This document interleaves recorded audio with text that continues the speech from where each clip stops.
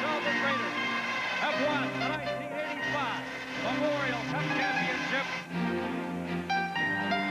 Off the boards, can't get it out. Armstrong shoots, scores!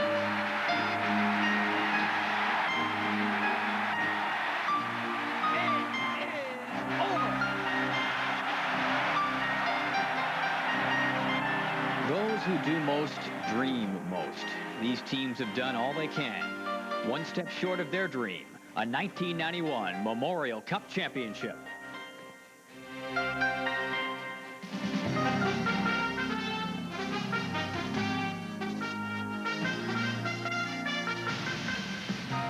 The city of Sault Ste. Marie was electric Monday night as the Greyhounds completed a series win over Eric Lindros and the Oshawa Generals. But the Greyhounds' work was just beginning, because now they'll face the best teams from coast to coast in the Memorial Cup. And this team of character and characters looks to bring the Sioux its first ever championship.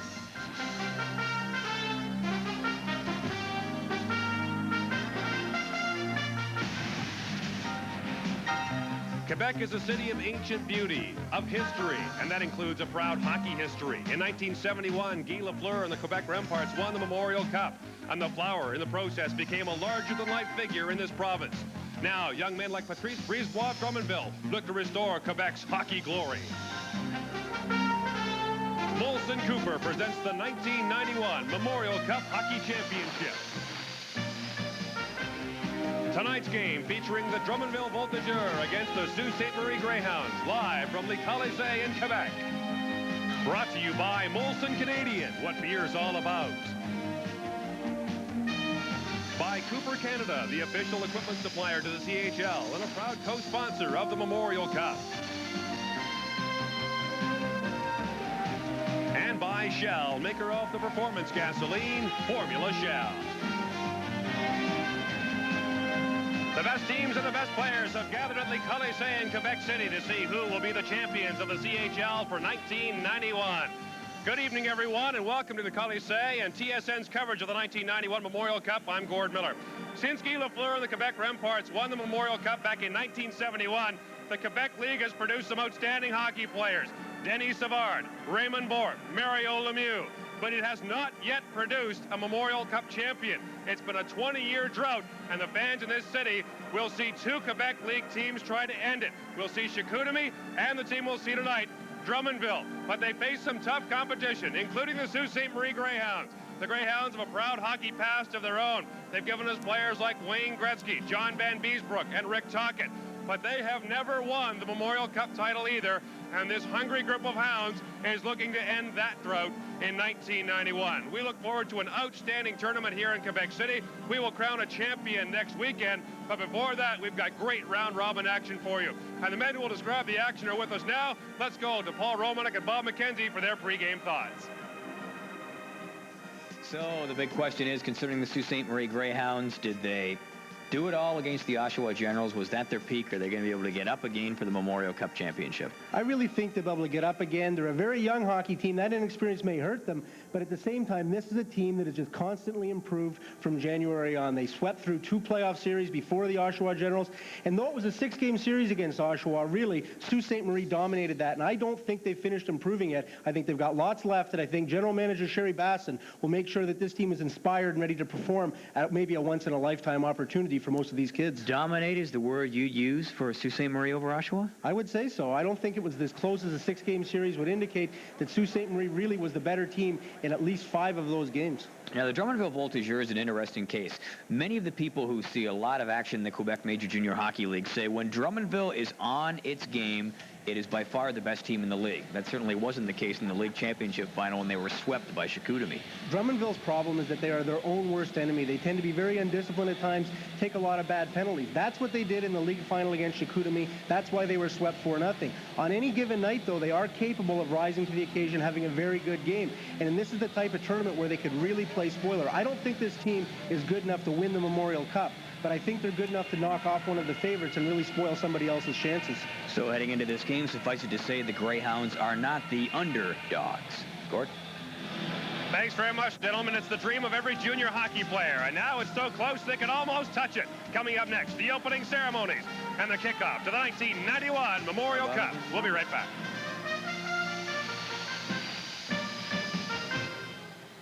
champion Oshawa Generals are not here. The Sault Ste. Marie Greyhounds instead wearing the Ontario Hockey League crown. We have the best team from the Western Hockey League, and we have a couple of very good hockey teams from the Quebec Major Junior Hockey League, all vying for the 1991 Memorial Cup Championship. Before we start the tournament, let's meet the teams. Mesdames, Messieurs, il nous fait grand plaisir, au nom de la brasserie Molson O'Keeffe, brasseur de la bière Molson Export et des fabricants de l'équipement de hockey Cooper, le groupe Canstar Sport, de vous souhaiter la bienvenue au tournoi de la Coupe Memorial 1991. Nous tenons à souligner notre grande appréciation aux commanditaires de ce tournoi, Molson O'Keeffe et Cooper, pour leur participation généreuse qui contribue grandement au succès de la Coupe Memorial. Il nous fait grand plaisir maintenant de vous présenter les 4 équipes participantes à ce tournoi de la Coupe Memorial. Tout d'abord, les champions de la Ligue de hockey junior majeur du Québec, les Saguenayens de Chicoutimi.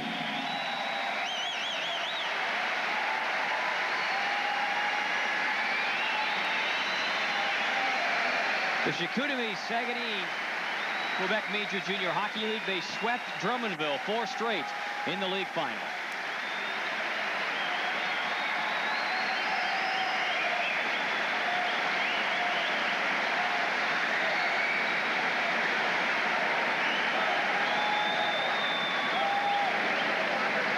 Les champions de la Ligue de hockey de l'Ouest. And from the West, a team that absolutely, positively steamrolled through the playoffs, the Spokane Chiefs. The Spokane Chiefs. The Chiefs backstopped by an outstanding netminder, Trevor Kidd, who you saw star at the World Junior Championship. This Pat Falloon walked through the picture. Outstanding, gifted hockey player who also starred in the World Championship.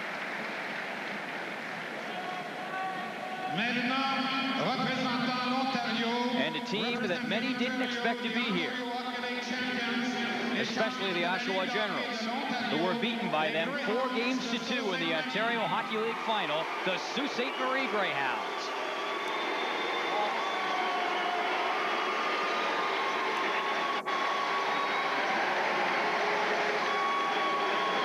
And a few boos scattered in amongst the cheers.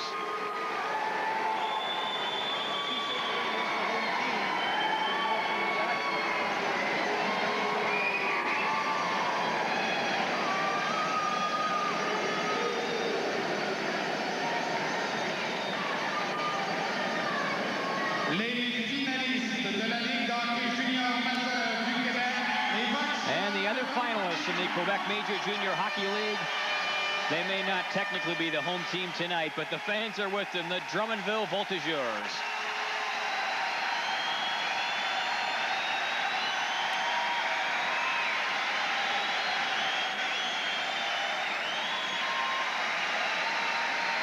Spokane, Sault Ste. Marie, Chicoutimi, and Drummondville, all vying for the 1991 Memorial Cup Championship.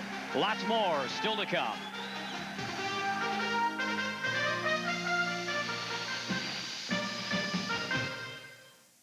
And they are just introducing the dignitaries, including the honorary chairman of this tournament. Monsieur Jean-Denis, coordonnateur de la Coupe Memorial, se joignent à eux pour cette mise au jeu officielle. Et maintenant, mesdames, mesdemoiselles, messieurs, le président d'honneur de la Coupe Memorial 1991, monsieur Guy Lafleur.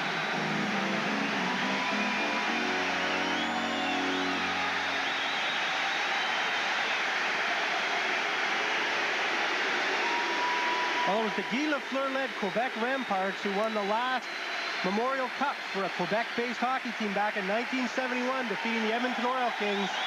Guy Lafleur, of course, retiring after an illustrious career this season.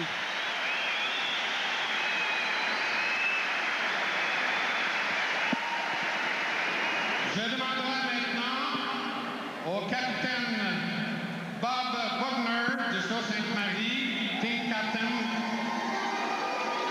And they'll call the captains to center ice for the ceremonial face-off, and then we can drop the puck in earnest and get this tournament underway.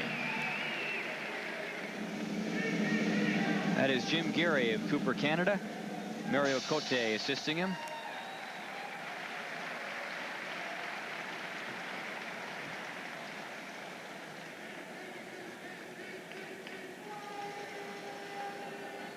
Mesdames, messieurs, je vous invite maintenant à vous lever. And before we start things, we'll pause for the playing of our national anthem. Monsieur Guy Lavoie, accompagné alors par Monsieur Denis Germain.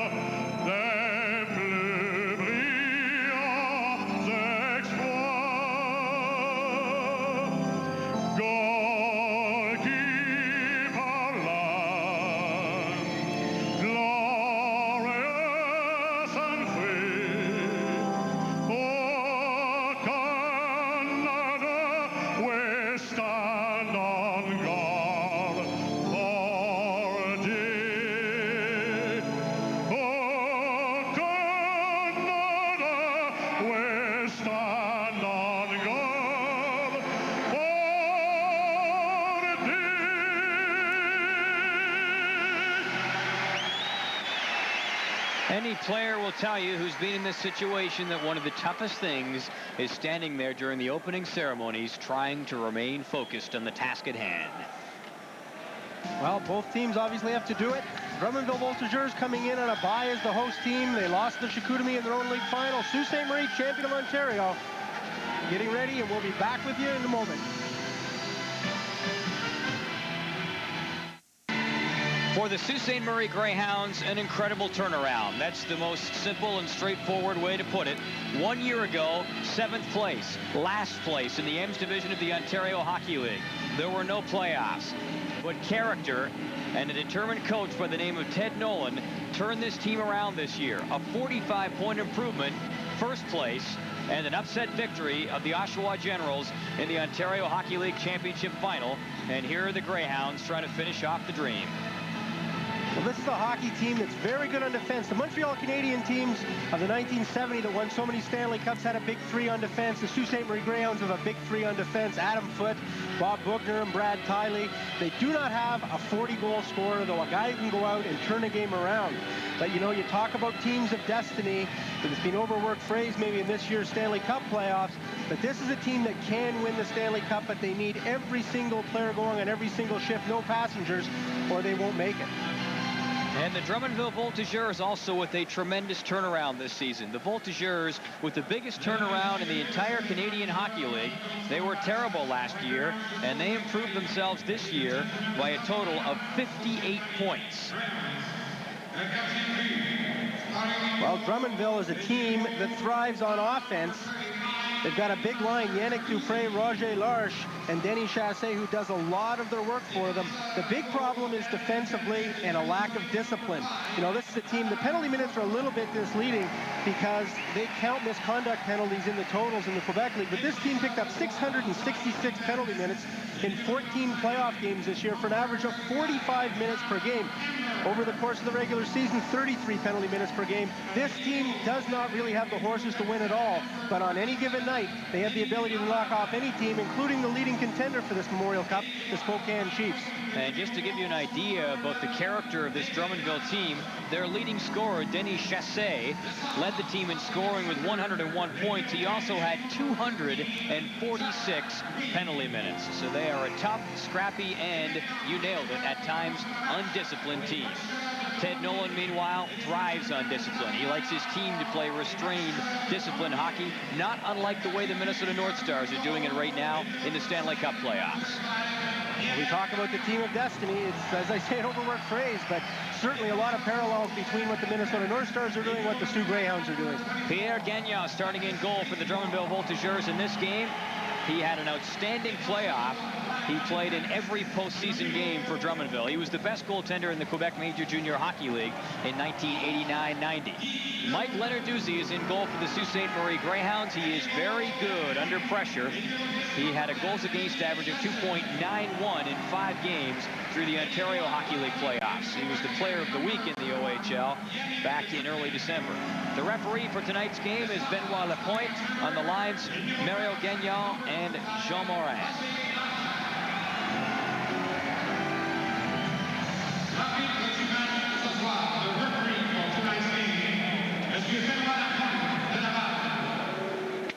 Tony Yob cooling his heels in the Sault Ste. Marie bench, and you talk about character players.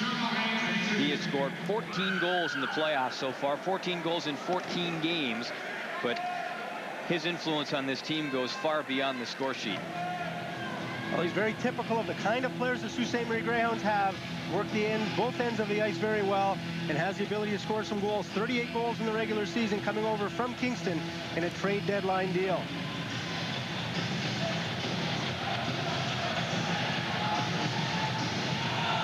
So we are about set to kick off the 1991 Memorial Cup Championship. Patrice Brisebois with the wrap on the pads of Pierre Gagnon, the Drummondville goaltender.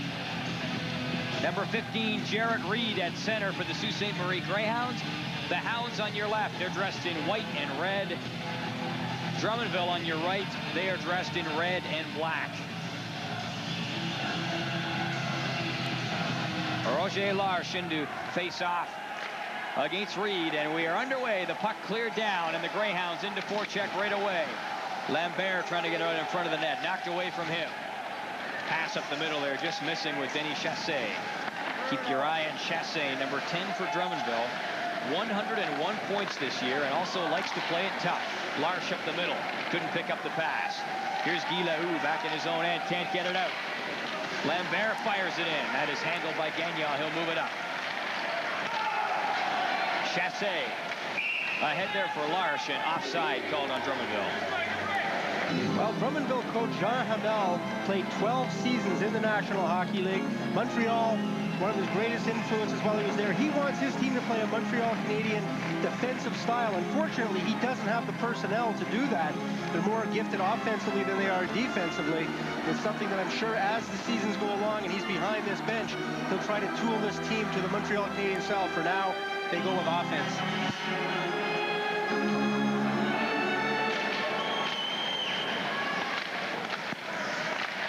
Puck cleared in by Brisebois off the boards. Lenarduzzi's going to drop it off. Brad Tilley moving it up around the boards. Joe Basillo trying to get it out. Basillo played for the Oshawa Generals last year on that Memorial Cup Championship team. He's making headway now, bashing into his man, Martin Chawa off the line. Drummondville controlling now. Delayed penalty coming up. It's going to be against Sault Ste. Marie. So the Voltigeurs will get a chance in the power play. And finally, the puck is tagged along the boards by Joe Basillo. And Ted Nolan and company will go shorthanded early in this hockey game. Looks as though Basillo is going to go out for roughing. Something Ted Nolan would just as soon not see this early in the game. Basillo over in front of the Sault Ste. Marie bench. Some gritty work along there. I didn't actually see what the infraction was. Referee signaling a roughing call. So Basillo heads off for roughing at 105. See, he's got the puck here and he's being chased and hooked a little bit. Comes up, big hit at the blue line, and there's a big hit, but I can't imagine that that would be called a penalty unless after the whistle here he did something that didn't. Search for the call. The call was made in any event, and Drummondville now with a chance on the power play and a chance to open up the offense and score the first goal of this Memorial Cup Championship. Puck cleared in. Jutras up there, number 29. He's decked along the boards. Corbett trying to get it loose. Back to the line. Brisebois moving across. Couldn't keep it in, however. Got his signals crossed up there with Andre Legault, his defensive partner. And the Hounds will just eat up some time. 1:30 to go in the power play for Drummondville. Adam Foote, Quebec Nordique's draft pick, moving it up. Brisebois knocks it down. Roger Larche gives it away. Puck fired in wide by Colin Miller. And it'll bank all the way around the boards out to Adam Foote. And so far, the Drummondville power play lacking teeth. Paul, the special teams for Drummondville had a horrible series in the Quebec final against Chicoutimi. It was one of the reasons for their downfall. Neither the power play nor penalty killing very effective. 1 minute to go in the power play. Here's Chassé trying to come in. He runs into Bugner. Bugner knocks him down back towards the line. Legault to Brisebois. Shooting. That's knocked away by Lenarduzzi. He saw that all the way, and it's crashed off the boards and down the ice by Denis Lambert. 40 seconds left in the man advantage for Drummondville. 17:34 to play first period. I'm Paul Romanuk with Bob McKenzie and Gord Miller. Game 1 of the 1991 Memorial Cup Championship from Le Colisée in Quebec. 25 seconds left in the power play for Drummondville.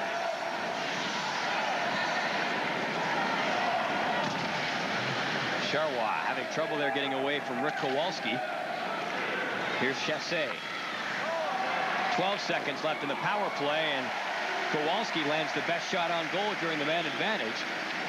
And unfortunately for Drummondville, it was a shot on goal for the shorthanded team. Here comes Dupre. Penalized player back on, but Dupre moving in. Gets it right in there. Lenarduzzi knocks it down. Loose in front. Knocked over to the corner. Kowalski trying to tie it up. Gets some help in there from Bugner, number 4, and they will freeze it up against the boards. We'll get a stoppage and a face-off down in Sault Ste. Marie territory.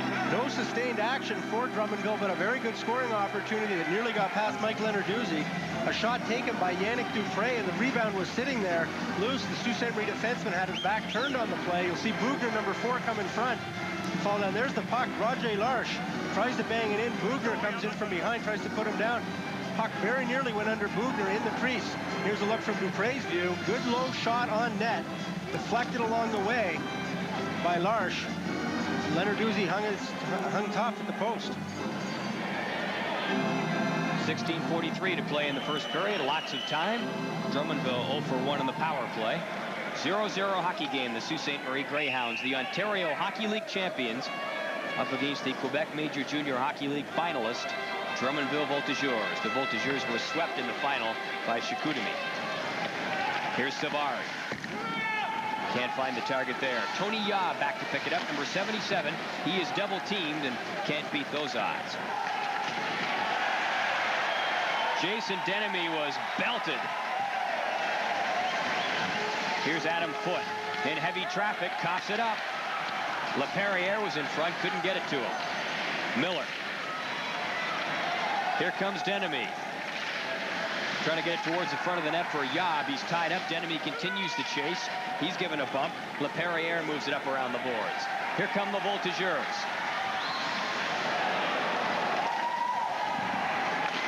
Paquette will just dump it in. Voltigeurs make some changes on the fly. The Greyhounds will do likewise. Miller up the middle. Knocked down. Lambert trying to break in. He's pulled down. And a penalty coming up against Drummondville. It is going to be number 5, Martin Charrois, heading off. And the Greyhounds will get their first power play chance of the hockey game. 0-0. You're watching the 1991 Memorial Cup. Martin Charrois off for hooking at 4:10. He hauled down Denis Lambert. And the Greyhounds get their first chance in the game in the power play. They had little trouble killing off Drummondville's power play earlier in the period. 15:30 to play, first period, 0-0 hockey game. Here's Adam Foote along the boards. Foote looking back towards the line for Intranouveau, just pivots out and fires it in himself, knocked away by Gagnon. A minute and a half to go in the power play. Foote being watched by Dupre. Up to Intranouveau. Basillo. Can't come in with Dukoff. Here's Foote now. Dukoff straddling the line, couldn't get it to him. Dupre, a nice job to break it up. 1:15 to go in the power play for Sault Ste. Marie.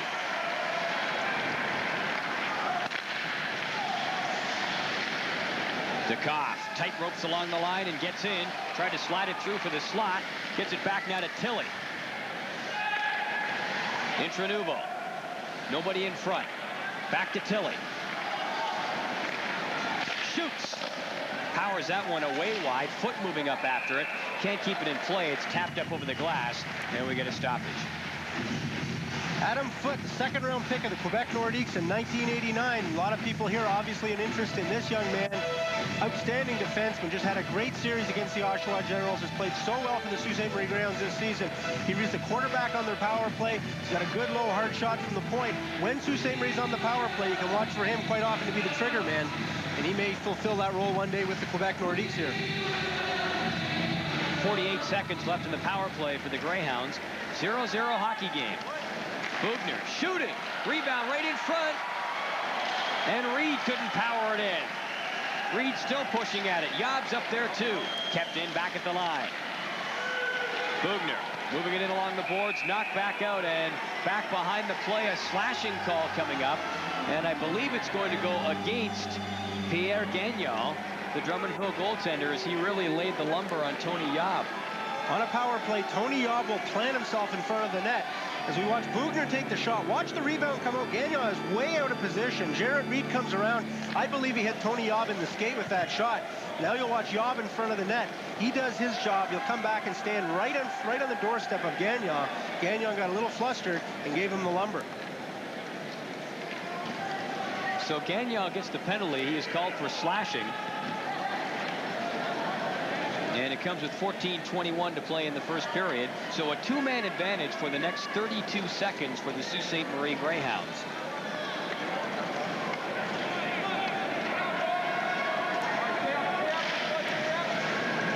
And it is Denis Chassé serving the penalty. Greyhounds, lots of room to work it around. Foote gets it across. Tealy back to Foote. Works it in. Reed with a chance. Tried to get it in front. Batted down. And for the time being, the Voltigeurs dodge the bullet.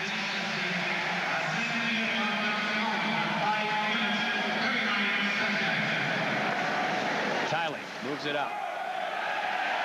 Here's Reed. Back to Tyler. And Gagnon, no trouble at all with a shot from that range. 1:25 now to go in the one-man advantage for the Sault Ste. Marie Greyhounds. Well, Paul, if you're on the power play and you're going to take a shot from the point, if you're the defenseman, you have to wait and allow your wingers to get in front to create some traffic. In that instance, Tylee took the shot so quickly from the point, none of the Sault Ste. Marie forwards were on top of the goaltender. As a result, it was an easy play for Gagnon. He saw it all the way, and nobody was there to pick up what might have been a rebound if there was traffic. 13:46 to play first period. A 0-0 hockey game. Sault Ste. Marie with the man advantage, just coming off of a two-man advantage for 32 seconds. They really only got the one good shot on goal. Yob up in the face-off. Tylee with a nice job at the blue line to keep it in, but then put it up over the glass himself, and that leaves a minute 19 to go in the Greyhounds power play, and the face-off coming back outside of the blue line. And check that, it's going to be just inside the blue line. Little Ralph Intranuvo, 150-odd pounds, 5'7", an 8th-round pick. That's the key in junior hockey. If you can build your hockey team with guys you pick up in the 8th and 9th round, it's going to make you a contender. He was an MVP back in 1990 at the Toronto Midget Showcase Tournament when he played with the Young Nats. Very talented hockey player, developing well in his rookie year. Tyler, nice move, gets it in. It's Renuvo. Looking for Tyler or someone in front. A minute left in the power play for Sault Ste. Marie. 0-0. Here's Tyler. Shoots. Doesn't make it in. Goes off a skate. LaPerriere picks it up and gets it out. 50 seconds left in the man advantage for Sault Ste. Marie.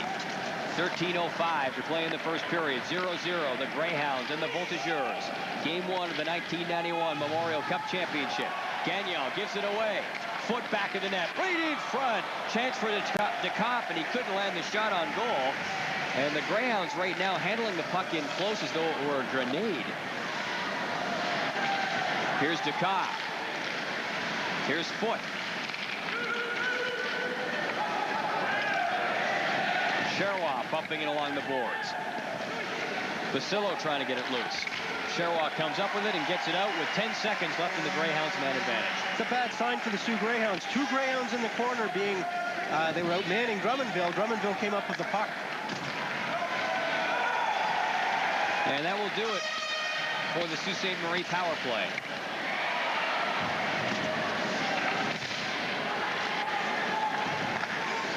Bugner. Number 4 being watched by Dupre. Here's Kowalski. Lambert. Lars brings it in. Slick moving up there with Chassé, but he couldn't land the pass on the tape. Here comes Reed.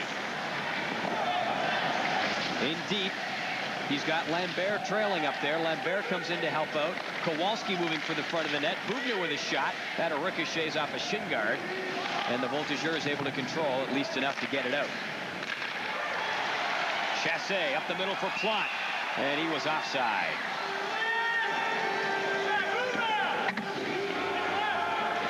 And there's Eric Lindros sitting beside Kitchener Ranger goaltender Mike Torchia. I think if Eric Lindros were here, with all due respect to the Sault Ste. Marie Greyhounds, we'd have a much larger crowd on hand. The Quebec Nordiques, of course, expected to make him the #1 selection in the 1991 entry draft. Everyone's wondering and speculating, will Eric Lindros actually play in Quebec? And maybe between the second and third period tonight on Bob's Notebook, we can discuss the possibilities of that.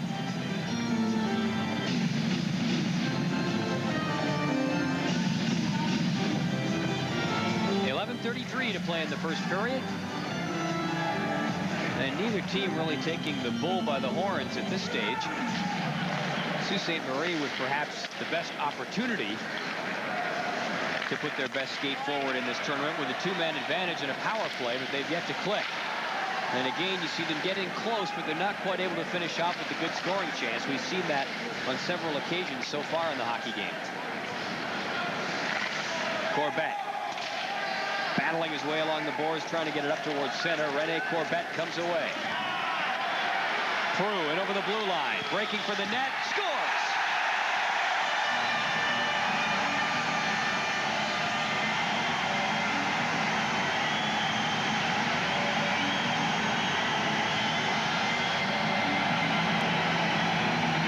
Hugo Prue breaking for the net, puts Drummondville up by 1. Well, Hugo Prue picked up the goal, but good work at the blue line by Rene Corbett. He wins the battle with the Sault Ste. Marie Greyhound player. Comes away with it, moves the puck up to Plante. Plante gets it over into the middle. And going to the net, there's the rebound. Leonard Guzzi can't control it, and Hugo Prue, a fourth liner, a rookie on this team, is on the spot. Good work by Plante, but look at Prue going to the net. The inability of the Sioux Greyhound defenseman, actually it was Colin Miller, the center back checking, the inability to hold him up, allowed for the rebound to come loose and Prue to put it away.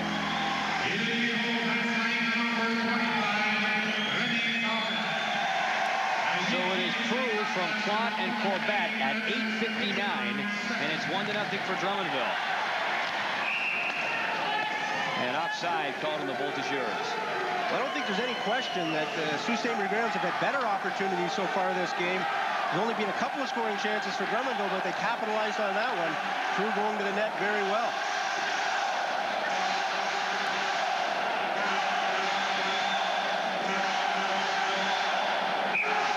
And as I mentioned at the top, technically Sault Ste. Marie, the home team, they have last change, but no doubt who the real home team is. The team that will get the biggest rise out of the crowd this week will be the Chicoutimi Saguenayens. They're a couple of hours up the highway from Quebec City. It's expected that as many as 2,500 fans will motor down from the Lac Saint-Jean area, Blueberry Country in Chicoutimi for this Memorial Cup.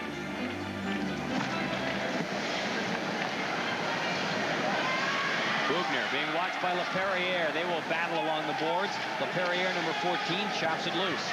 Dave Paquette up forechecking, number 77. Can't come up with it. Paquette wheeling in. LaPerriere going for the front of the net.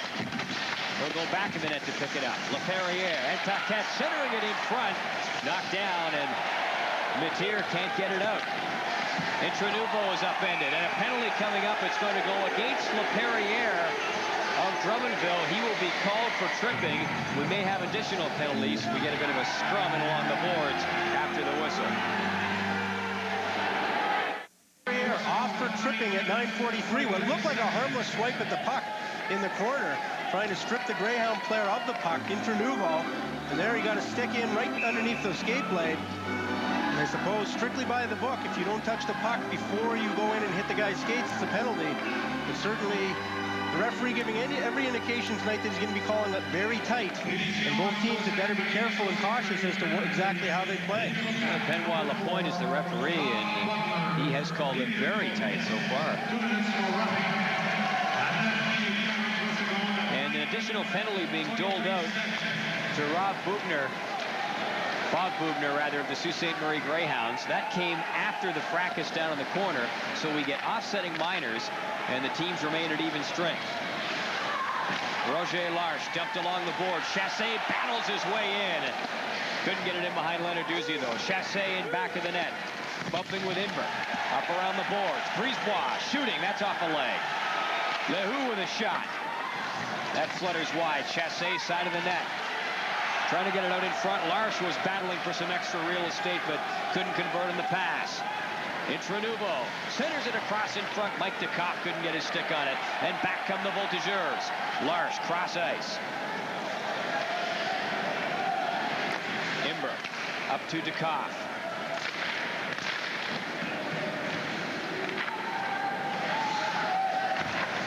Stephane Desjardins moving it up. 9:15 to play, first period. 1-0. Drummondville leading. And the Greyhounds not with too many great chances. Jutras from the side of the net trying to get it in front. Matzos in along the boards in tight against Corbett. Corbett gets it into the corner. Plon after it. Here's Matzos again. Whitten swings in. Gets it into the slot, continues the drive to the net, but Gagnon will just cover it up. And we'll get a face-off down in Drummondville territory. Right now, Drummondville is beating Sault Ste. Marie at its own game. They've got the better forechecking game going, and actually, at this point, are playing a little more disciplined. Sault Ste. Marie captain Bob Bubner went off with that roughing penalty. It happened after the fact. Ian LaPerriere was already going off for the tripping penalty. Bubner got involved in a cheap shot after the whistle. As a result, Teddy Nolan's team had to give up what would have been a power play. Although the way the power play has been working so far in the game, maybe that's not that bad a thing. Neither team showing a lot of great finesse around the net. Drummondville's a better finesse team. Sault Ste. Marie's got to work a lot harder for its goals. Jarrett Reed up on the faceoff.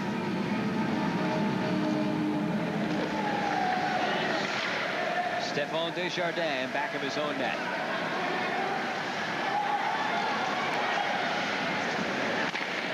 Prue knocks it over the blue line for Paquette, and offside called in the Voltigeurs. Jarrett Reed is a native of Sault Ste. Marie. There are not that many kids that get an opportunity really to play for their hometown team in major junior hockey. Jarrett Reed was a big scoring star with the Sault Ste. Marie Legion Bantams. He was taken in the first round of the Ontario Hockey League midget draft this year, and they expect him to be an offensive force. If there's going to be a game breaker for the Sault Ste. Marie Greyhounds in the years to come, this is the guy. And he reminds many, in terms of style and I suppose stature to a certain degree, of Pat LaFontaine.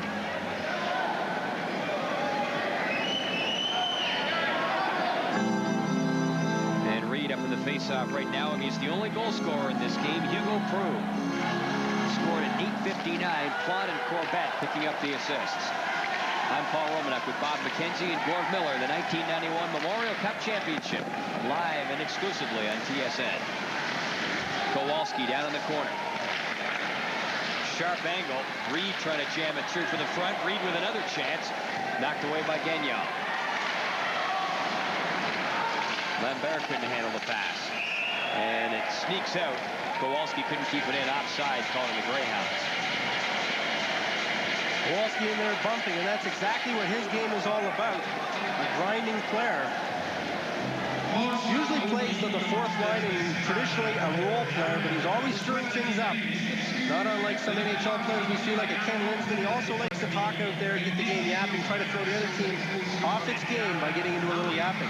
And just to give you an idea of how well the Greyhounds have played as a team, how guys have really hit their stride, Rick Kowalski had 5 goals all season. He scored 4 goals in the playoffs in 14 games, so he almost equaled his season output. Sault Sault Ste. Marie Greyhounds use all their bench. They play all their players. They rotate in some rookies in and out of the lineup to give everybody a little bit of experience, but everybody plays, everybody sees action. That's one of the strengths of this team, is their balance.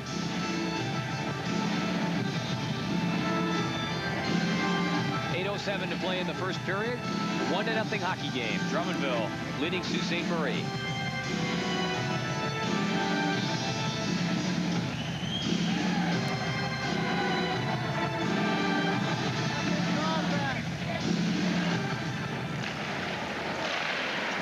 Tony Yob is clearing it in. Pierre Gagnon, the goaltender, knocking it over towards the corner. Miller. Back of the net. Looking for the front of the net. Tried to get it in front to Denemy, but couldn't find him. Denemy comes over to get it. Here's Yob. Foot at the blue line. Helps to keep it in. Here's Yob. Across for Denemy. He was being tied up. Miller up there after it. Back to the line. Imber with a shot, and Gagnon will hang on. Sean Hamel, the head coach of the Drummondville Voltigeurs, is happy with the character of his team. He feels that's something that gives him a big advantage in this Memorial Cup tournament. Well, it's pretty much like Sault Ste. Marie, you know. There's no big stars on our team if we compare to Sault Ste. Marie. They got 3 good offensive line. We got 3 good offensive line. On defense, they got some good defensemen that can move the puck.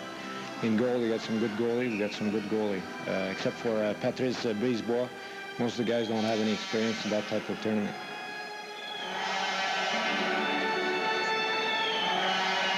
Roger Larche up on the face-off, winning the draw from Colin Miller.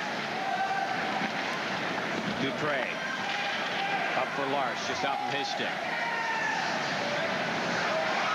Foot at the blue line, can't get it out. Larche comes in. Dupre's up there with him, but Foot breaks it up. Here comes Tony Yob. Back up with Colin Miller. Yob trying to sneak outside on Brisebois. Brisebois got it, though. Chassé spun at the line by Foot. Here's Larche. In with Chassé and Dupre. Larche for Dupre. Chassé's there, too. Lenarduzzi pokes it away. Brisebois trying to land it on goal.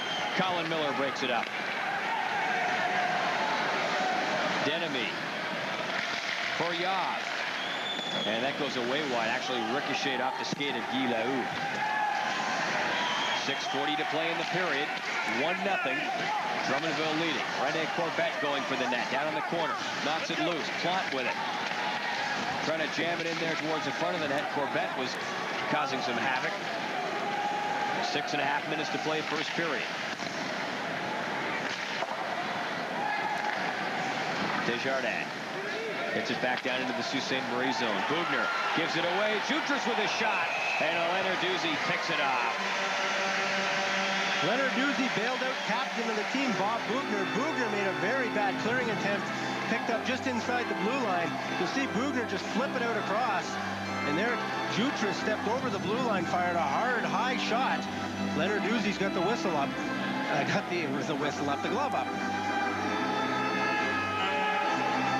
Well, Ted Nolan talked a little bit before this game about the character of his hockey club. Great character. You know, we have so many kids in this. We can't say 1 or 2, 3, 4, or 5 players. It's almost the whole 24 players that we have that, you know, they just don't believe in the word quit, and they work so hard that, you know, you couldn't be proud of more bunch of kids than we are of the Sioux Greyhounds. Plante in front of the net, couldn't get the shot away.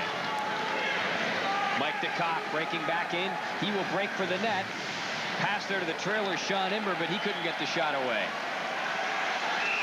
Corbett steps in, and 2-line pass called on the Drummondville Voltigeurs. Well, take out your pen and paper right now and mark down this guy's name, because you're going to hear a lot of it in the years to come. In fact, the next time after this Memorial Cup you hear about it will be on June 22nd at the NHL Draft at Memorial Auditorium in Buffalo. Rene Corbett, rated as a first-rounder.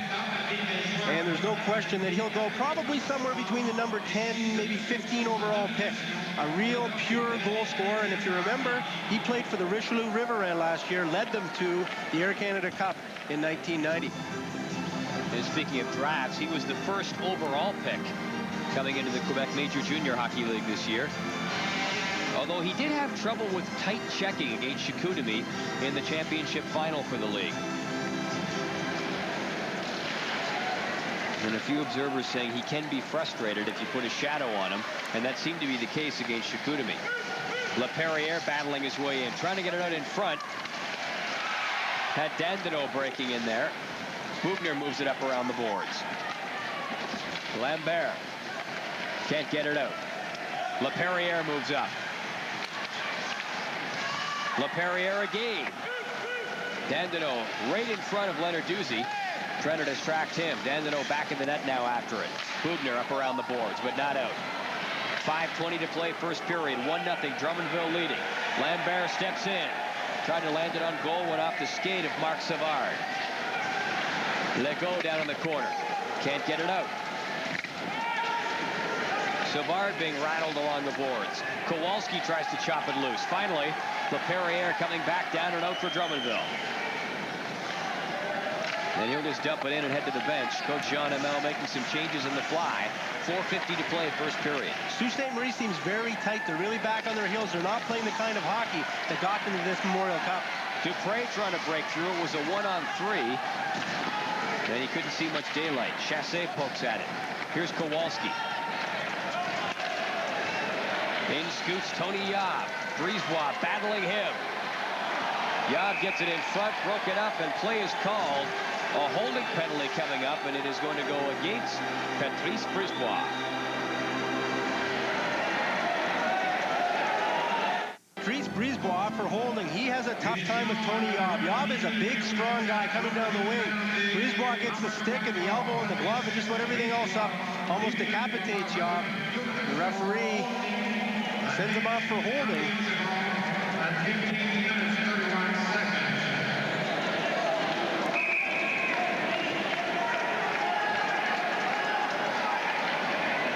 That goal for Drummondville being scored by Hugo Prue back at the 8:59 mark, an even strength goal. Quentin Corbett in the assists. Tiley back to Foot. Fire that in. Yob parked off to the side of the goal trying to tip it. We'll see if they try the same play. Tiley into Yob. Back for Miller. Colin Miller to Tiley. Right in there, and Gagnon hangs on, and that was tough because Jason Denemy, number 10, had his rear end parked right on the lap of Pierre Gagnon. Well, that's exactly what the Sault Ste. Marie Greyhounds are trying to accomplish. Brad Tiley or Adam Foot from the point, both of them have good shots. As Gagnon's down on the ice. We see it come back to Tiley in this case, and he just rears back and fires it. And you look at all the traffic in front of Gagnon, that's exactly what they want to do. Excellent concentration on the part of Gagnon to follow that puck along. I think that Gagnon might have took that in a very sensitive area, and that's why he's down. Coach Jean Hamel and Ted Nolan, the Sault Ste. Marie Greyhounds coach, were in fact professional teammates with the Detroit Red Wings back in the early 1980s. They renewed acquaintances yesterday at a coaches meeting, and today they have their teams meet on the ice. There's the shot sneaking its way through. Gagnon, good job of positioning himself. And he took that in the lower midsection, and it looks like it hurt. And Ted Nolan just talking earlier this afternoon, saying that as much as he enjoyed being a player and the pro experience that he did have, this is the biggest thing of his hockey career, being here as the coach of a team in the Memorial Cup Championship. You have to remember that Teddy Nolan was a journeyman hockey player. He played more games in the minor leagues than he did in the National Hockey League, although he did play over the course of 3 seasons with the Detroit Red Wings and Pittsburgh Penguins.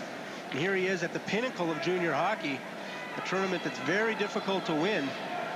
And I know that Teddy Nolan's thrilled about it. I know the entire city of Sault Ste. Marie, 80,000 strong, are excited about this. Steve Lupien, the backup goaltender in the Drummondville Voltigeurs, never saw a minute of playing time in the playoffs. Gagnon went all the way, playing in all 14 games, every minute of every game, and he's going to be able to continue here. Well, Lupien is not even on the Drummondville bench. He is on the other side of the ice. And because of the setup here at the Coliseum, the benches are very small. I noticed the Greyhounds backup goaltender Kevin Hodges is standing back in the alleyway. He's not actually on the bench either, and Lupien does him one better. He's way over on the other side of the ice by the penalty box. Foot back at the blue line, moves it in. Foot and Tiley back at the line. And they'll try to feed the points on this man advantage if they can get possession, which they can't on this occasion. Eric Dandino moving it down the ice with 1:15 to go in the Greyhounds power play. Colin Miller drawing some attention as he draws nearer the goal, gets it in front, nobody home. Ian LaPerriere picks it up and gets it down the ice with 1 minute left in the man advantage for the Greyhounds.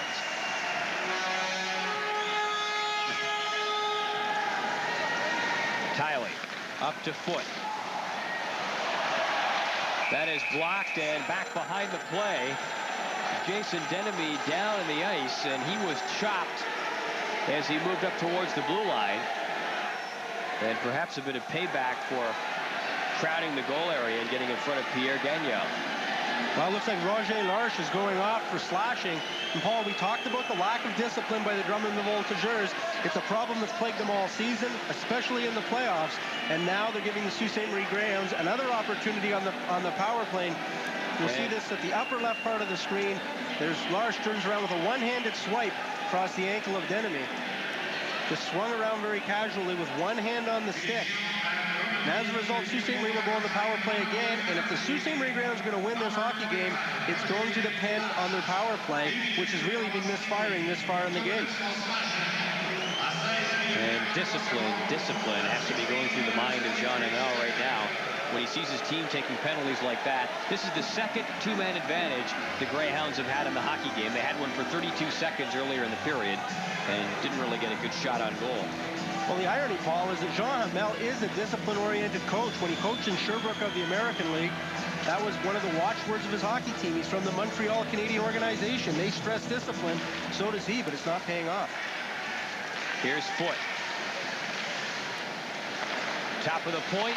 Shoots. And Gagnon got a piece of it. Intranouveau. Back to Foot. And again, lots of traffic down in front of the net. Lambert a chop at it, and Gagnon will hang on. Well, the Greyhounds tried something a little different there. They faked the big shot from the point. Tiley and Foot pumping it and then throwing it off to the side. Little Jarrett Reed tried to sneak around from behind the defenseman and put it by Pierre Gagnon. Instead of just blasting away, they tried a little finesse down low. They had no more success with that than they did blasting from the point and looking for the rebound. 31 seconds left in the 5-on-3 man advantage for Sault Ste. Marie. They trail 1-0. Here's Jarrett Reed. Chassé watching him. Tiley back at the line, hurries it over to Adam Foot. Intranouveau, laid across in front of the net, and Reed couldn't convert. Intranouveau's pass was just bouncing and a little too hard for Jarrett Reed. Bounced right over his stick into the corner, and Drummondville was able to clear. Intranouveau. Lambert breaks to the front of the net. Reed is there too. Reed back to get it. Now a one-man advantage for the Greyhounds, a 5-on-4. Here's Tiley. Looking for Foot, hands it away. Here comes LaPerriere. 2-on-1 with Brisebois. Brisebois couldn't handle the pass, it was rolling on him. But he will eat up some valuable seconds. 45 seconds left in the one-man advantage now for the Greyhounds. 2 minutes to play in the first period. Drummondville leading 1-0. Intranouveau up after the pass. Lambert watching him. Lehoux up there trying to tie him up. Reed moves in. Here's Reed. Tucking it in front. LaPerriere jumps on it and gets it down the ice with 25 seconds left in the Sault Ste. Marie power play. Good penalty killing by Ian LaPerriere, a rookie for the Voltigeurs. Very aggressive, teaming up with Patrice Brisebois. And now Sault Ste. Marie's going to pick up a penalty.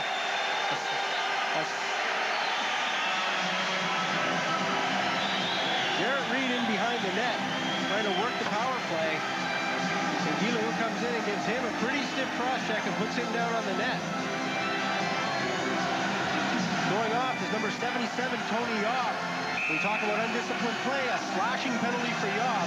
He took a two-hander across number 22, Eric Plante, the Drummondville Voltigeurs. So now turnabout is fair play. 18 seconds left in Roger Larche's penalty. And the Drummondville Voltigeurs will go on the power play, which will carry over into the next period.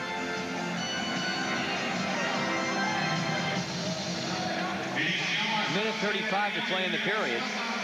And the team's at even strength for the next 18 seconds.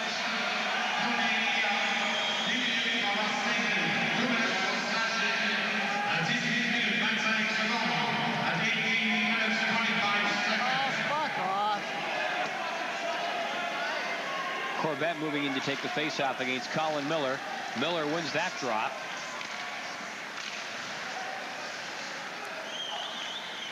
Imber gets it in front. Basillo couldn't get a shot away. That's just fired wide of the net by Miller. Gagnon moving out to challenge him. Corbett.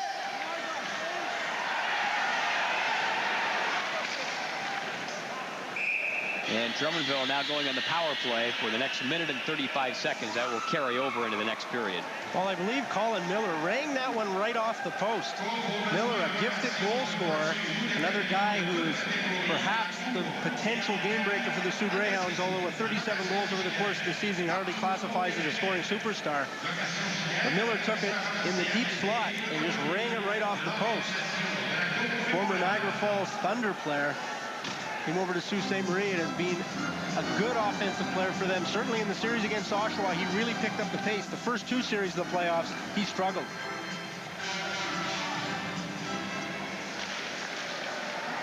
He has led the Greyhounds in scoring the last 2 years.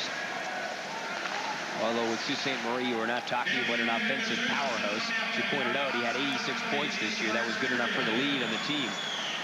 Jutras turns it back in for Drummondville. The Voltigeurs in the power play. Here comes Joe Basillo, however, for the Greyhounds. Basillo with Intranuvo breaking for the net.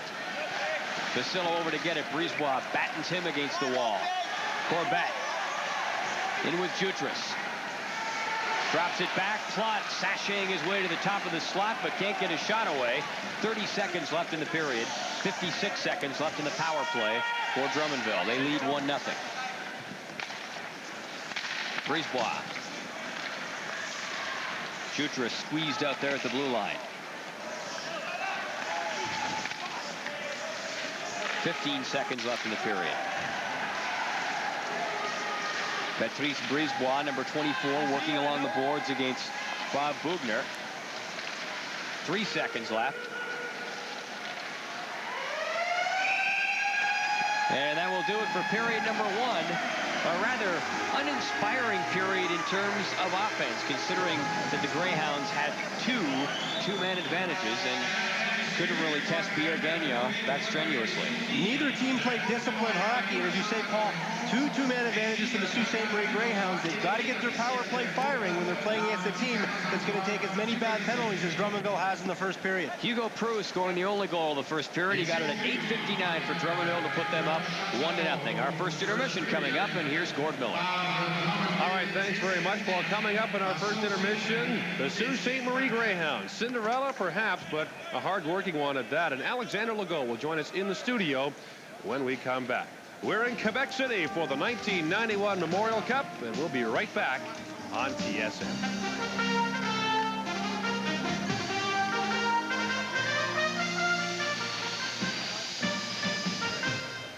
Lead Sault Ste. Marie 1-0 after the first period of the first game of the 1991 Memorial Cup. Welcome back to our first intermission. Joining us in the studio is Alexander Legault of the Drummondville Voltigeurs. We talked to you a little bit earlier in the season, and you mentioned that you had left Boston University to come back to junior hockey. Turned out to be a great move for you. Yeah, definitely. Well, I wasn't playing much down in the States, and you know, I needed to gain my confidence back, and you know, I needed to have some people trusting me, and this is what's going on here, and yeah, it's definitely been a good move, especially that, you know, we're here today. The Edmonton Oilers drafted you in the second round. What did they think about your decision? I don't know. I didn't really talk to them, but from what I heard, you know, through my agent and stuff, I guess they were pretty happy about the decision. You know, they thought that it was going to prepare me faster, and that's about it. You're from St. Foy, just outside the city. You know as well as anyone how desperate this province is for a champion. Is there a lot of pressure on the two Quebec teams and their players this week? I think there's more pressure on Chicoutimi than on us. You know, we come in here as underdogs. You know, so you know, we got nothing to lose really. You know, we're ranked last, so So if we win, you know, it's going to be a surprise. So, you know, all we want to do is just go out there, play our game, and win some hockey games. You were swept by Chicoutimi in the Quebec League playoffs. You already knew that you were going to be at the Memorial Cup. No one likes to get swept, but I mean, the advantage is I guess you got a nice rest before you came here. Well, I think we got too nice of a rest before we played Chicoutimi. They won their other series, the semifinals, won 7 games against Laval, and we swept Longueuil right before, you know, before the final, 4-0. So, you know, you guys kind of, you know, get out of it because, you know, we were off for a week and a half. All we did was just practicing, and, you know, you could feel a lot of tension, you know, like in practices. And last week we just kind of worked on getting our momentum back, and I think it's worked pretty good. It's worked well so far. Your team leads 1-0 after 1. Good luck and continued success. Thanks a lot. Alexander Legault, the Drummondville Voltigeurs, our guest in the first intermission. We've got more to come in our first intermission when our coverage of the 1991 Memorial Cup from Quebec City continues in just a moment.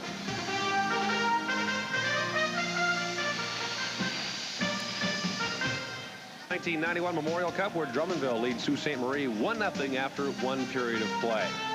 Sault Ste. Marie is a city that, as I mentioned earlier, has given us some great hockey players, most notably Wayne Gretzky. Unfortunately, that city has made a lot of headlines over the past few years, and they haven't all been great. And a lot of people in Sault Ste. Marie feel that the city is getting a bad rap. Well, what a chance to make positive headlines here at the Memorial Cup in Quebec City with a team that maybe perhaps is not Cinderella, but certainly is a surprise. After dumping the Oshawa Generals, the Greyhounds are here, happy to be so, and happy to be representing their city and their fans. After 5 years in junior hockey's wilderness, the Sault Ste. Marie Greyhounds are back. The last couple of seasons were lean ones indeed for the Hounds. Consider this, 1 year ago they finished with 18 wins and missed the playoffs for the 2nd straight year.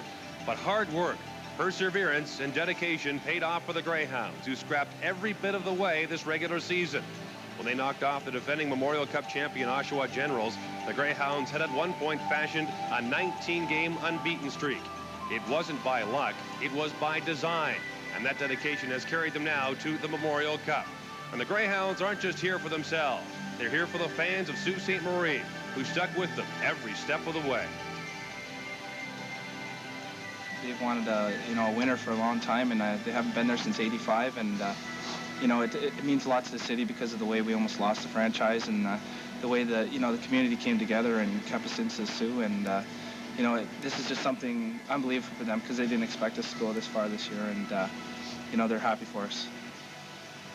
We were almost sold to Detroit CompuWare a couple years back, and Dr. Chinook, the dentist up there, and a few of his friends took over, businessmen took over, and we're treated like NHL players up there, and it's a real close family, and we get treated really well. The players are the first to admit that their city is small and isolated from others in the Ontario Hockey League. But smallness and isolation have their advantages. Sault Ste. Marie Greyhound fans are loyal and patient, and that's paid off and helped this club get where it is today. In the Sault, hockey's a culture. It's part of the culture. I mean, and I don't think there's too much pressure on it. There's going to be always amount of pressure on you, but I think the boys can handle it, and we just like going out and showing the city what we got. In the Sault, the number one thing is hockey. So the fans go to the hockey games more, and they really treat the players really well up there.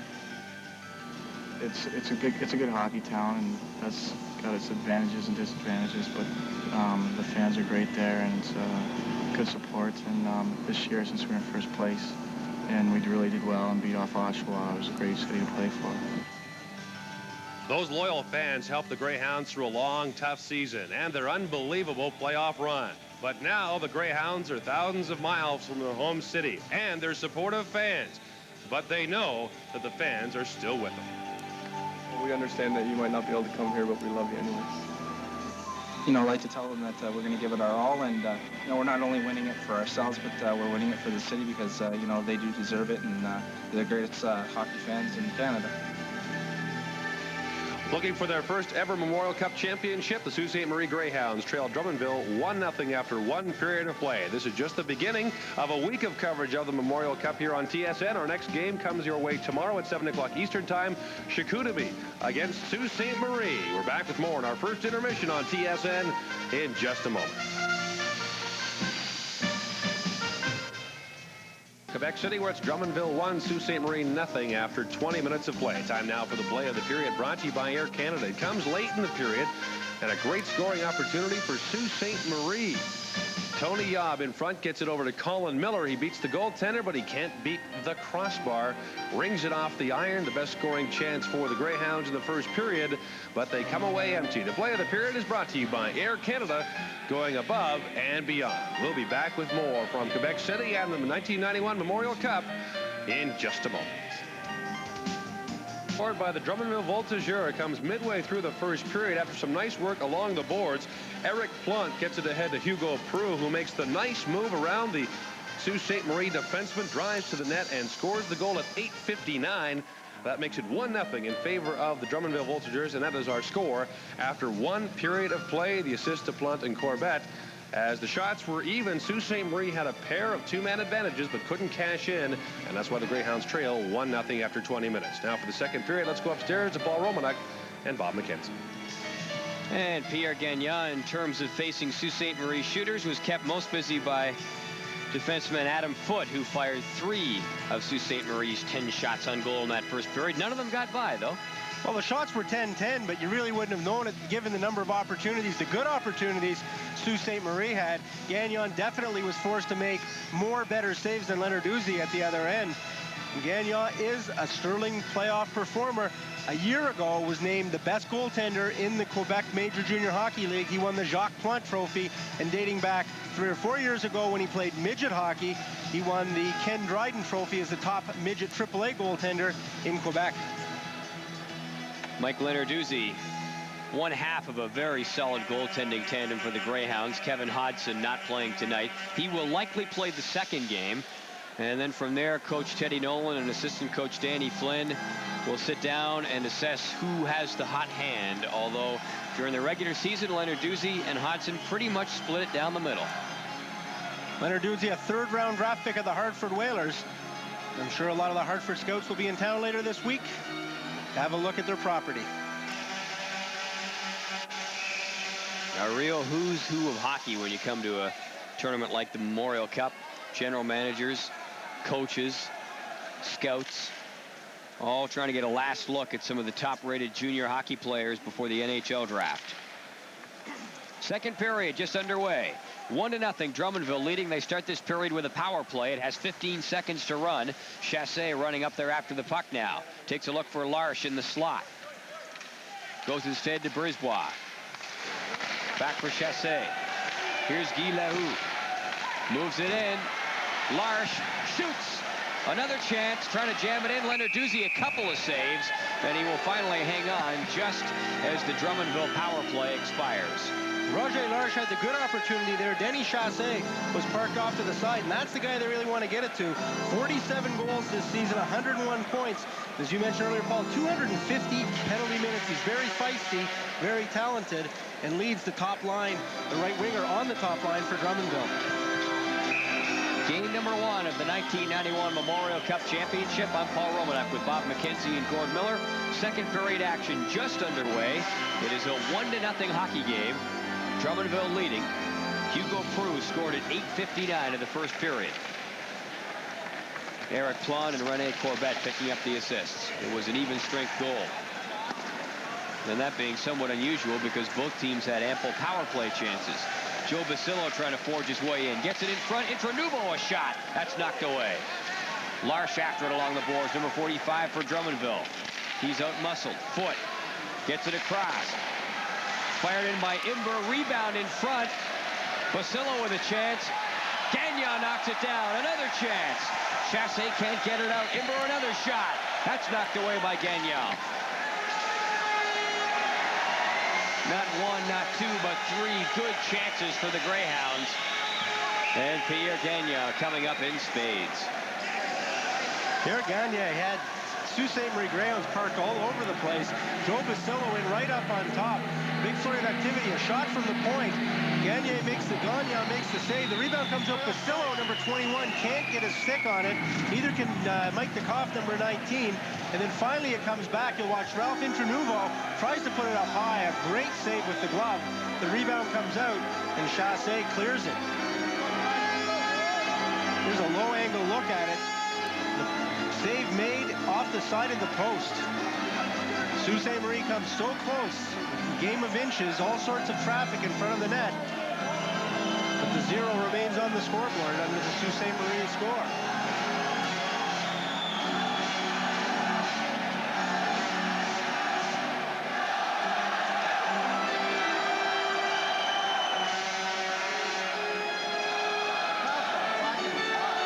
.43 to play in the second period.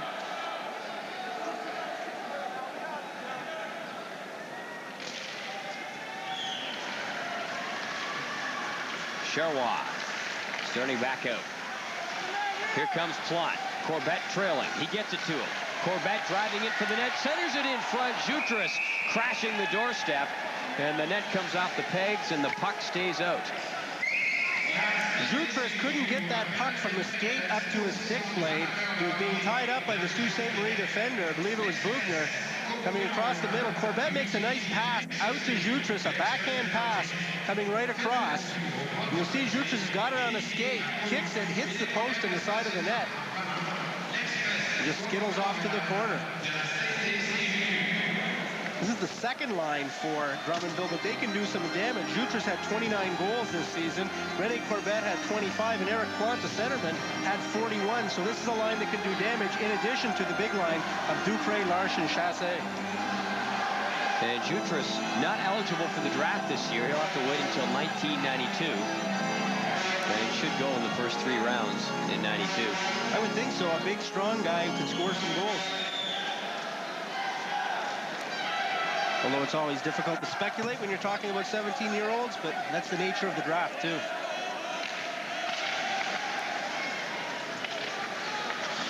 Ryan Gowdy moves in around back of his own net. Greyhounds trailing 1-0. Miller out at center. Jutras knocks him down, and offside called on the Voltigeurs. Or check that on the Greyhounds.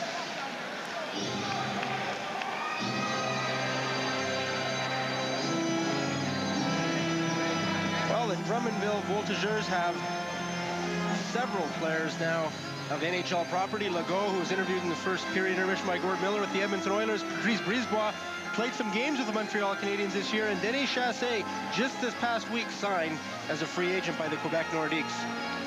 Brisebois playing 10 games with the Montreal Canadiens this year. Had a couple of assists, no goals. But really brought a lot from that experience back to his team. Scramble around the goal, and it's in.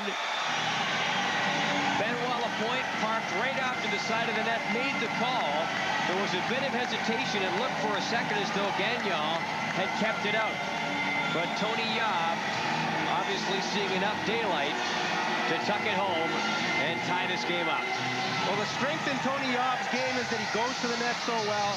He's big, he's physical, he parks himself there, and you'll see on the wraparound here, just wheels around, banks it in off Gagnon's pads. Just picks up a loose puck behind the net.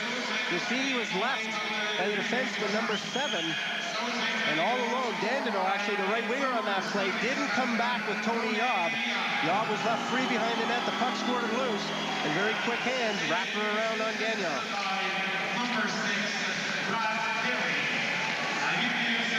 Now Brad Tiley will pick up the assist. And the goal comes 1 minute 54 seconds into this second period. And here come the Hounds again. Puck knocked in towards the goal. Denemy couldn't get the shot away. Here comes LaPerriere. Shoots just wide. Tiley picks it up. Up off the boards, kept in. Savard with a shot. Lenarduzzi with the save. LaPerriere down into the corner. Paquette looking for it. He's lost his helmet. Here's Legault. Paquette now. Getting it in front for LaPerriere. Just hopped over his stick, and Tony Yob starts back now for the Greyhounds. He comes up with Denemy. Denemy at the line. Had to step back out. Foot off the bench, sends in an eye-high shot. Gagnon knocking that down, and the Voltigeurs content just to clear and get a bit of a breather and a chance to change up the lines. We played 3 minutes of the second period, a 1-1 hockey game. Basillo stopped. Brisebois sends it back up. Pekarak tied up along the boards by Sean Imber.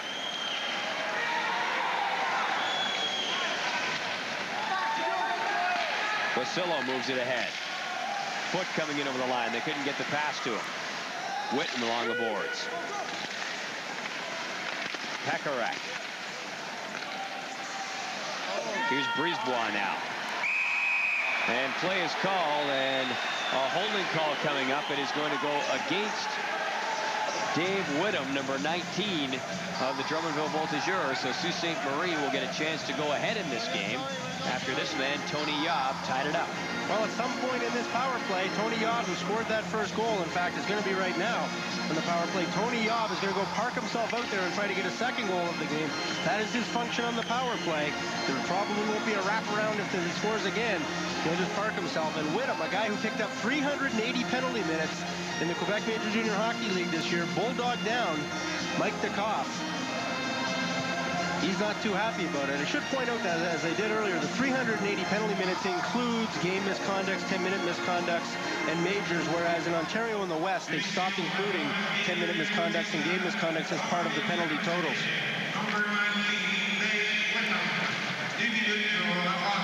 And thus the total is somewhat inflated in the Quebec League. If they did include them in the Western League, Kerry Toporowski, defenseman with Spokane, will be here with over 800 minutes. Here's Tiley. Up there for the Greyhounds. Working it in for Jarrett Reed. He's in tight there against Brisebois. Dumps it off to the back of the net. Yob gets it in front, trying to go after it. Brisebois moves it up around the boards, and it gets past Adam Foote and all the way down the ice. A minute and a half to go in the Sault Ste. Marie power play. A 1-1 hockey game. Game 1 of the 1991 Memorial Cup Championship. From Le Colisée in Quebec, I'm Paul Romanek with Bob McKenzie and Gord Miller. And Brisebois just taps it back down the ice for Drummondville. 1:10 to go in the power play for the Greyhounds. Greyhounds were 0 for 4 in the first period with those two-man advantages. They want to get something going on the power play this time. They get this power play going, they could well put this game away.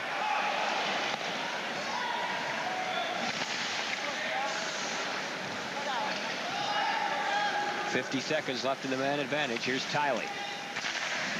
Clears it in for Sault Ste. Marie on the power play. Bugner moving up, couldn't keep it in. Larsh moving up to pressure Lenarduzzi, gives him a bit of a bump. Danino sends it in. Lenarduzzi had to hustle to get back into the net. And a penalty coming up against Sault Ste. Marie. Bob Bugner pulling his man down. And that will nullify the remaining 33 seconds of the Sault Ste. Marie power play. Bob Bugner off for holding at 5:01. He bails his goaltender, Mike Lenarduzzi, out here. Lenarduzzi caught way out of position. You'll see him fire the puck up. Gets hooked into Roger Larsh's sweater. Very casual coming back the puck. Now watch him slip there as he tries to get up.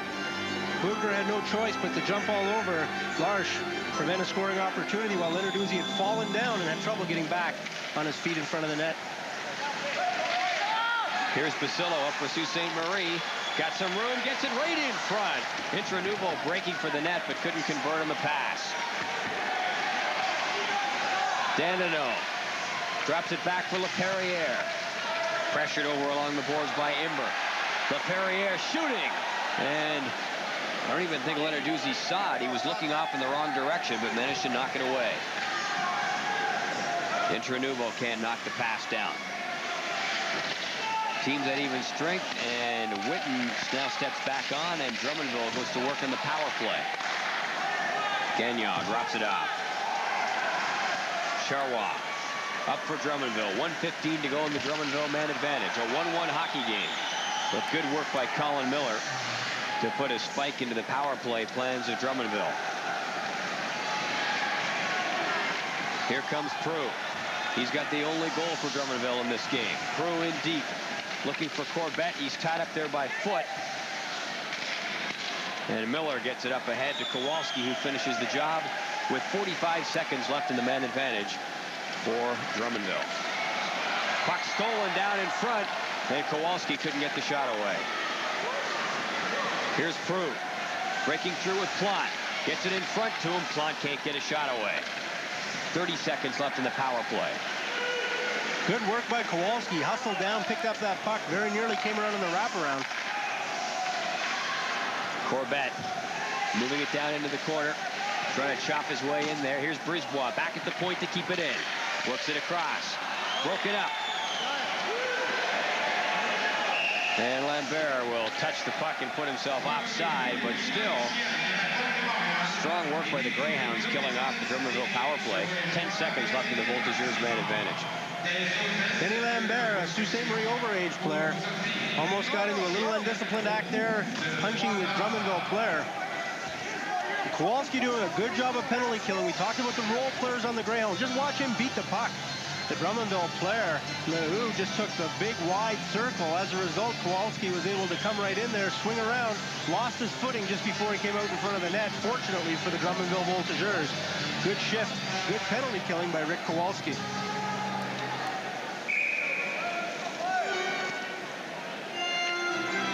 .13:09 to play, 1-1 hockey game. Tony Yob scoring for Sault Ste. Marie, and Hugo Prue scoring for Drummondville. Drummondville playing tomorrow afternoon against Spokane, and Sault Ste. Marie will play tomorrow night against the Quebec League champion Chicoutimi Saguenayes. Penalized player back on, teams at even strength, but cutting in with a good shot on goal. Number 15, Jarrett Reed. Here's Chassé, trying to get it up along the boards.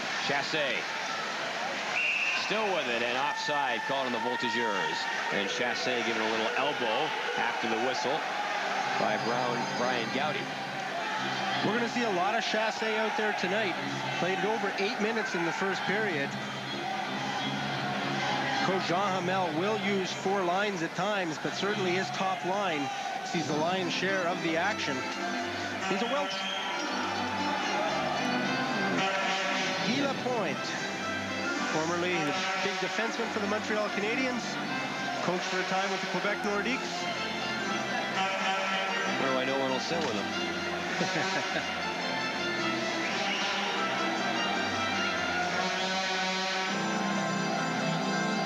12:41 to play in the second period, a 1-1 hockey game.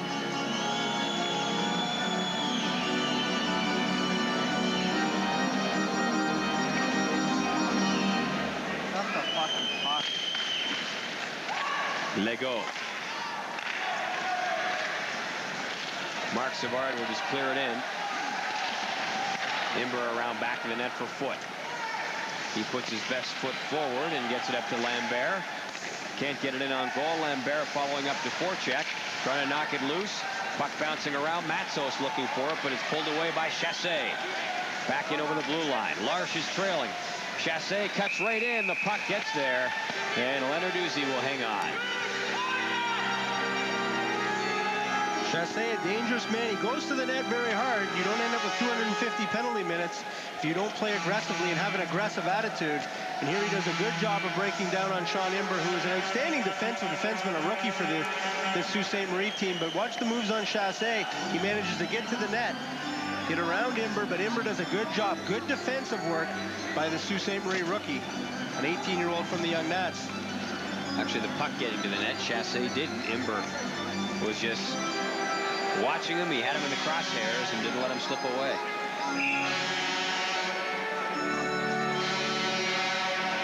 Been impressed with LaPerriere tonight. He's done a great job of penalty killing. He's only 17 years old, doesn't turn 18 until next January. Played on the Quebec team at the Canada Winter Games, and he's a real good young hockey player. Played very well with that Quebec team at the Canada Winter Games. And came back with a lot of confidence. Similar to the situation with Brisebois, who came back with so much more confidence after he played with the Montreal Canadiens for 10 games. Here's Yob. Gets it across in front. Miller couldn't get to it. Bugner fires it in. That's knocked down by Gagnon. Brisebois up to Paquette. Bugner breaks it up. And that goes up over 2 lines. Offside pass called on Sault Ste. Marie. 11:42 to play in the second period. A 1-1 hockey game. Game number 1 of the 1991 Memorial Cup Championship. Chassé plays a lot of hockey for this team. Over 11 minutes so far in this game. 8 in the first period. A well-traveled hockey player. He's drafted by St. Jean originally. Played for Verdun, played for Drummondville in one turn, was traded to Chicoutimi in one of those lend-lease trades that they make in the Quebec League so often, where players end up with their old team again, back with Drummondville, almost mysteriously, Paul.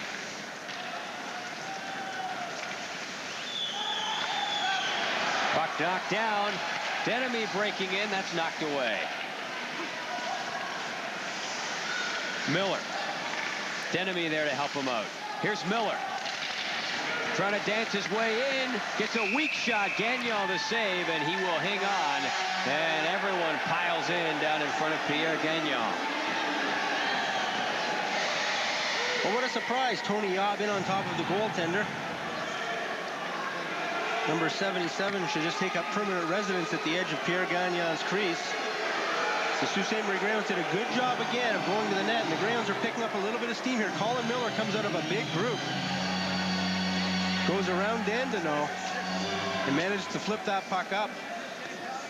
Big Mark Savard came in and gave it to Yob just as the whistle went, but Colin Miller coming on strong in these playoffs. He had a very average series against the Dukes of Hamilton in the opener. Came up with a slightly better effort in the second series against the Niagara Falls Thunder. Was exceptional against the Oshawa Generals. Pair of 88s going head-to-head much of that series. Colin Miller, Eric Lindros. Miller's here, and he's had a couple of good chances in this game.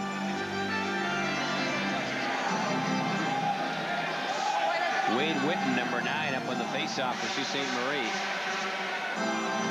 Kowalski and Tom McDonald up front with him. Tiley fires it in wide. Gowdy can't get the shot on goal. Tiley back to pick it up.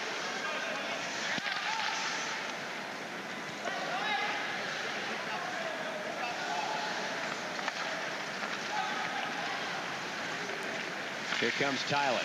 Plot knocks it down. Throwing it back there for Jutras. Tapped away by Tiley. McDonald going for the net. Witten trying to get it to him. McDonald crashing in there. Can't get the shot in, however. Tiley rips it back in. Kowalski up to forecheck. He has a flyby but can't come up with it. And Tiley can't keep it in. Gowdy, number 7, hustling back there to pick it up. Being watched by Corbett.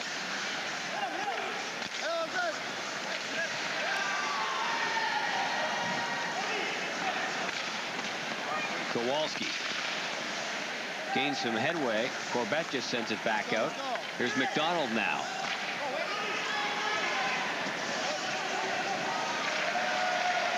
Legault back up for Drummondville.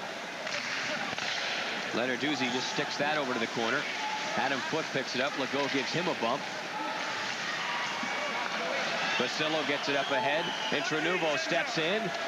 Trying to lift one up for the top shelf, but Gagnon pulls it down, and he will hang on. Both goaltenders playing steady. It's a 1-1 hockey game. Drummondville Voltigeurs and the Sault Ste. Marie Greyhounds tied at 1. 9:45 to play in the second period.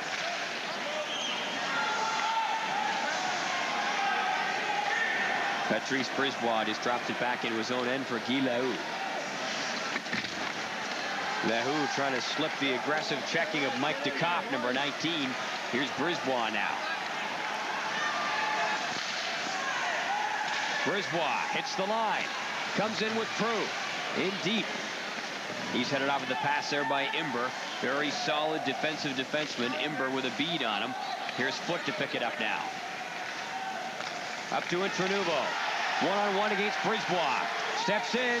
Can't beat him. Prue to Brisbois. He will knife it in off the boards. And both teams making some changes in the fly. Here's Sean Imber. Back for Sault Ste. Marie. Lots of room. Stepping in. Matsos centers it in front. That's knocked away by Gagnon. And the Voltigeurs turn it back. Chassé. For Larche. Tied up in front of the net. Couldn't get the shot away. Dupre after it down on the corner. He's being tied up. Chassé comes up, gives his man Basillo a bump. And they will tie it up, and we'll get a face-off down in Sault Ste. Marie territory. Well, some pretty impressive pros have played for the Zoo Greyhounds in the past, and there's probably going to be some more in the future as well. Leonard Uzi headed for the Hartford Whalers when his junior career is over. Adam Foote looks like he's going to fit in very well on a very young Quebec Nordic team that grows into the 90s. And Bob Bugner is a guy who will try to ply his trade with the Detroit Red Wings. Bugner, a very unheralded player, a real inspirational leader, the heart and soul, in fact, of this Sault Ste. Marie team. Adam Foote, they're probably their most talented defenseman. And playing in an arena in which he will become very familiar, no doubt, as the years pass. He's a draft pick of the Quebec Nordiques.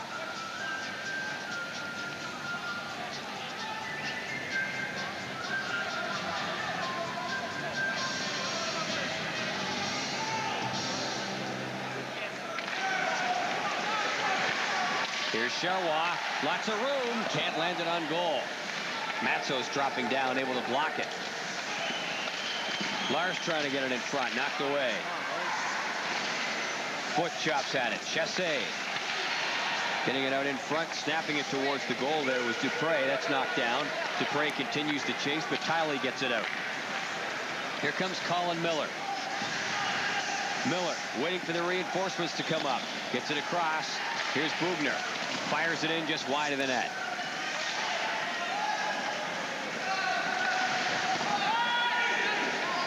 Lambert tied up along the boards by Martin Charrois. And they will scrum it up, and we'll get a face-off down in Drummondville territory with 7:41 to play in the second period. A 1-1 hockey game. Big Denny Lambert, last year's leader for penalty minutes in the Ontario Hockey League, has learned to play a more disciplined style this year. A native of Wawa, Ontario, just a couple hours north of Sault Ste. Marie, in the home of the famous Wawa Goose. And Lambert battling in there against Martin Charrois, defenseman for the Drummondville Voltigeurs. You'll notice that the Sioux Greyhounds wear the half visor.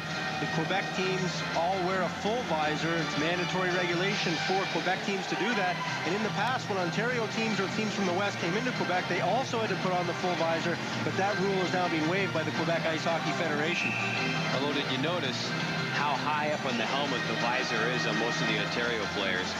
And that's something that will likely be looked at, I would think, in the off-season. Because many of the players affixed them to the helmet tilted back so far they don't offer any protection at all. Not only that, the helmet ceases to perform its full function that way. Puck fired in. Rebound is picked up there by Paquette. Danino with a shot. Leonard Uzi hangs on. No rebound. Good shot by Danino. Leonard Uzi stands his ground. We have a brief moment of excitement. You feel like going out and give these players a shake, saying, come on, guys, pick it up. This is the Memorial Cup. I'm sure both teams a little bit nervous. And the byproduct is that we've seen a very uneven game. It's had its moments, but there's been very little sustained action. Certainly not the high-tempo hockey that Coach Ted Nolan instructs his team to play. Perhaps some of it's an atmosphere situation. Coach Jean Hamel looks on. We're in the Colisée that holds almost 15,000 people, and my guess is it's lucky to be half full at this point. And again, you mentioned it earlier, not to take anything away from any of the teams that are here, in particular the Sault Ste. Marie Greyhounds, but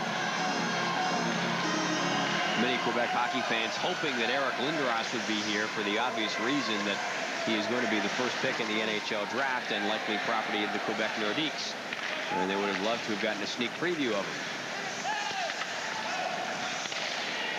And Paul, as far as the competitive balance is concerned, it's better to have Sault Ste. Marie here. They're a much fresher team than Oshawa. If Oshawa was here, I think there'd be some problems insofar as the Oshawa Generals simply ran out of gas. And an elbowing penalty coming up here. It is going to go against the Sault Ste. Marie Greyhounds. Number 10, Jason Denemy heading over towards the penalty box.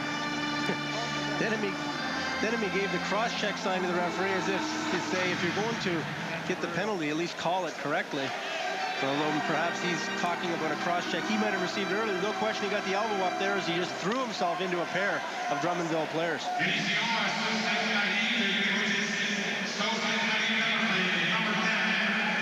So we talked about good young players. Eric Lindros a few moments ago. Gord Miller standing by with another fine young hockey player. Thanks very much, Paul. Scott Niedermeyer, the Western Hockey League Scholastic Player of the Year. Scott, obviously tough just to be watching here instead of playing. Bob McKenzie threw the hex on your Kamloops Blazers when he picked them to win the Western Hockey League. Yeah, we had the tough series with Spokane. They handled us pretty easily. It would have been nice to have been back here. We were here last year, and we ended up kind of maybe not playing as well as we should have, and it'd be nice to would have had another shot at it. There's a ton of NHL scouts, general managers here. What do you think of your draft prospects? And have you talked to any of the GMs? I haven't really talked to anyone too seriously here. Just more of meeting some guys and stuff like that. I think it's going to be tight. I think there's a lot of good players out there, so nothing said, I don't think, until the last few minutes down in the draft, I think. Scott, thanks very much. Let's go back to Paul Romanek. Remember how well Niedermeyer played last year with Kamloops in the Memorial Cup? He was exceptional as a rookie. Let go with his shot. Knocked down in front of the net. Dandino was parked right there. Couldn't scoop home the rebound. I'll tell you this, I'm taking an absolute beating here on these predictions I'm making. I think from now on I'm going to get Paul Romanek and Gord Miller to make their predictions as well. I'm the only one out on the limb. Dandino steps up. Nice bounce off the glass in front of the net. Picked up by Tiley, and he'll move it back the other direction. Intranuvo is stopped. Brisebois picking his pocket. He's up and back the other way. Up along the boards. Dupre trying to come in. He's stopped. 45 seconds left in the man advantage for Drummondville. 5:50 left in the second period. It's a 1-1 hockey game. Chassé with Larsh going for the front of the net along with Dupre, but Chassé is waylaid by Foot.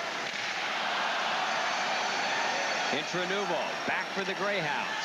Up to Basillo. Brisebois there to pick it up. 20 seconds left in the Drummondville power play. Denis Chassé bumps with Foot, and offside called on Drummondville. 12 seconds still to go in the power play. 5:22 to go in the second period. Drummondville has been unable to gear up its offense. It is the #2 offense in the Quebec Major Junior Hockey League this season, 4.72 goals per game. And I don't think they're on that pace right now, having scored 1, and there's only 5:22 left in this period. Sioux Greyhounds, on the other hand, are the #1 defense in the Ontario Hockey League, have permitted only 3.27 goals against per game over the course of the regular season. The question is, can these two teams sustain this pace for another period? It has been a relaxed pace in this hockey game. I think what they're doing, Paul, is they're lulling the Spokane Chiefs and Chicoutimi Saguenay's into a false sense of security. Because I'm certain that the Spokane team, which is the favorite coming into this, is looking at this game tonight and saying, hey, boys, it's in the bag. And that is, in fact, the danger. Spokane has been a team that has been known to get overconfident and not give its opponents the respect it deserves. And in junior hockey, you always must be careful not to underestimate your foe. And this is a classic case. Neither team playing inspiring hockey at this point, but either one of them capable of coming back the next night and shooting out the lights.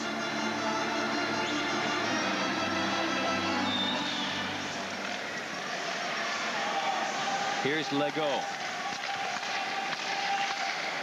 Trying to get it in over the blue line, and offside again called on Drummondville. You know, one of the reasons, Bob, I think you're not afraid to make the bold predictions you do, like Mike Torquay being the hero of the World Junior Championship, is because you force your young son, who we caught in the crowd, to eat the hat and not you eating the words. Oh, there he is. Back in Saskatoon at the World Junior Championships. Yes, that is my son, Michael. Should say hi to him and his mother as they prepare for Mother's Day tomorrow. Sure, I join everybody.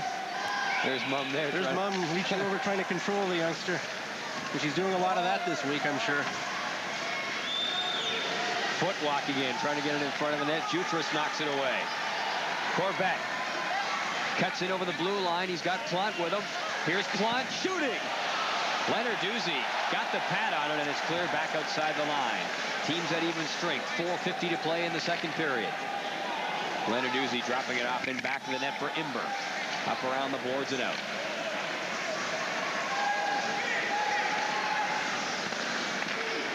Jutras tried to deck it ahead there to Corbett. Knocked down. Here's Adam Foote. In comes Matsos. tried to sneak it in there, but Gagnon, following the play well, just hangs onto it with 4:26 to go in the second period. Let's obviously make fun of Bob Knight here on the first night of the Memorial Cup. Mike Lenarduzzi, of course, part of that Oshawa General trade team that sent Eric Lindros to the Generals and brought a number of players back to Sault Ste. Marie. In fact, a very large impact. Mike Lenarduzzi came up to the Sioux, Jason Denemy, Mike DeKoff. Sault Ste. Marie also got to pick the first overage player off the Generals roster this year, which is Joe Basillo.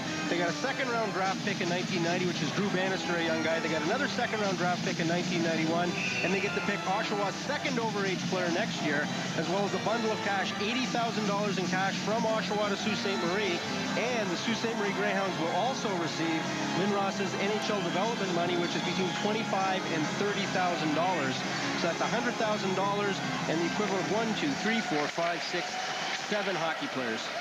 And Gagnon juggles it around and hangs on.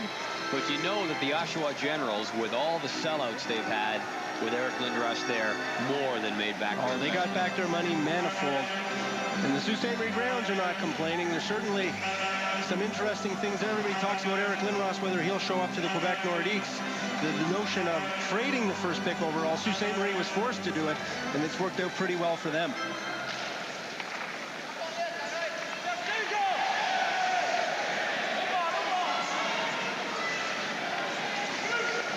.4:10 to play, second period. 1-1 hockey game. Game 1 of the 1991 Memorial Cup Championship.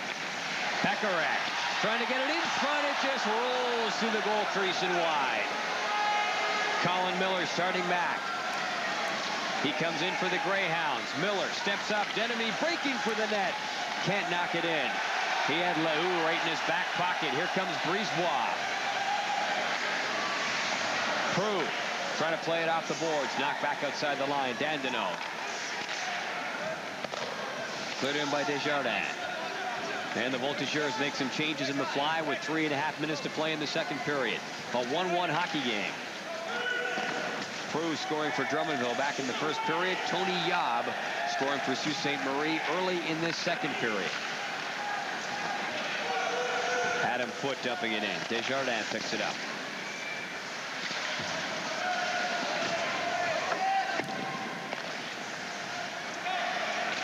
Chassé is clearing it down the ice. Icing is waved off. Dupre up after it, number 21. He'll be joined in the chase by Roger Larche. Larche wheeling back in the net. And he couldn't get it away from Sean Ember. Here's Charrois.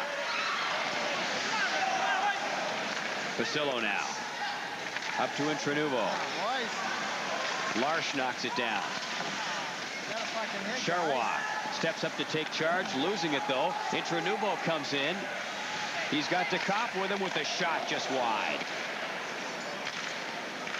Dupre for Larche. Chassé with a shot, and Lenarduzzi dragging the pad. 2 sparkling saves.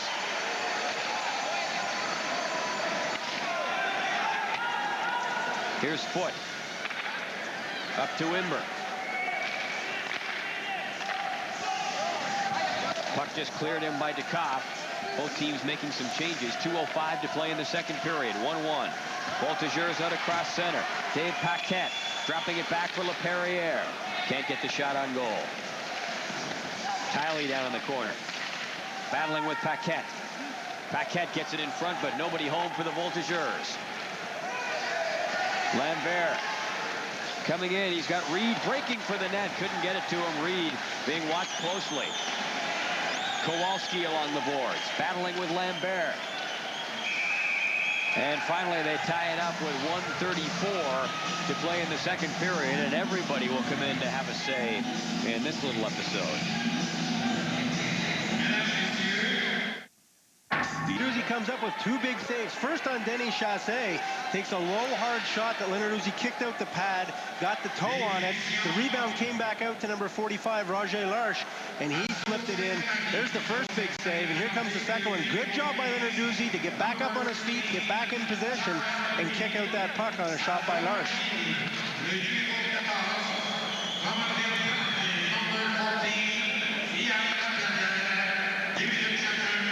Well, that is Ian LaPerriere in the penalty box for Drummondville.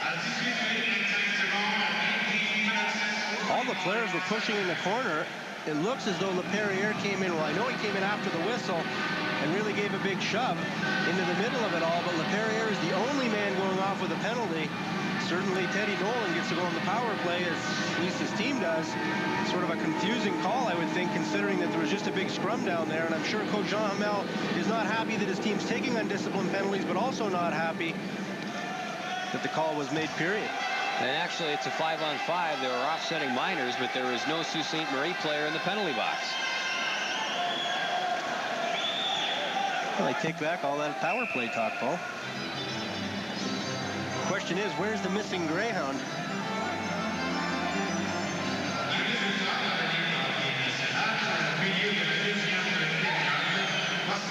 Brisebois gets it up off the boards, off Tiley's skate. Jutras picks it up, comes in. Lenarduzzi, one stop, and he makes the second one. Two good chances. Rene Corbett, ever dangerous, sweeping in towards the net. Corbett back of the goal, can't get it out in front for Plante. Corbett in the corner now, still trying to dig it loose. Charrois fires it in. Lenarduzzi the save, loose in front, and finally it ends up underneath the pile with 1 minute to play in the second period. Good work by Lenarduzzi. Rene Corbett right on the doorstep, trying to hammer in the rebound. Now we've got all sorts of pushing and shoving down there, but Corbett had a good chance slightly earlier. And Lenarduzzi came up with a big save, and then the rebound was put either up onto the stick of Lenarduzzi or right into the post. Jutra puts the puck over, a nice backhand pass, and watch Corbett drive to the net. This is why the scouts are so high on him. There's the first shot, and he kicks the other one up against and hits the post. If that had gone into the net, I'm sure it wouldn't have counted. A few moments later, Corbett had another one, but on this one, watch the second shot. He takes it with his skate. There's no question that if that puck had gone into the net, it wouldn't have been counted. And again, Corbett goes to the net. A hard shot from the point. Corbett parks himself there, tried to knock that puck out of the air. In fact, did get a stick on it. But he was cleared out by Bob Bugner with a big hit. And Tony Yob also sent to the penalty box as a result of that pile-up down in front of his goaltender, Michael Lenarduzzi. Well, Yob was very upset because behind the play, Claude Jutras, number 29 for Drummondville, took a very hard whack across Yob's arm. Yob was furious that there was no penalty on the play, and the fact that it happened, he came back into the play, took another foolish penalty. And again, we've seen a lot of that tonight. Neither team showing as much composure as their coaches would like them to. 1 minute to play in the second period, a 1-1 hockey game. And a power play chance now for Drummondville. Corbett goes to the front of the net. They can't get the pass to him. Vasillo breaks it up. Good defensive play by Sean Imber.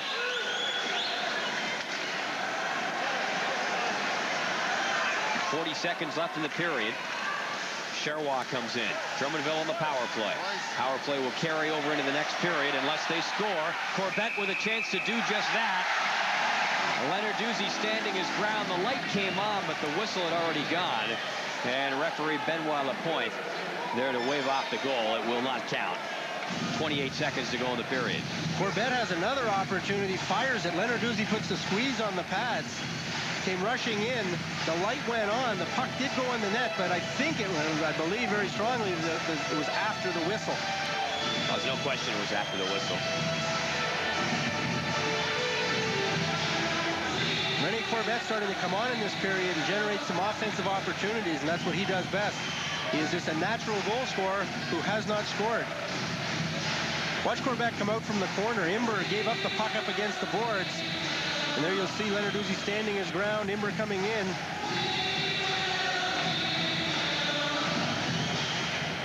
There you'll see the puck on the boards. Good job by the defenseman to poke it up ahead.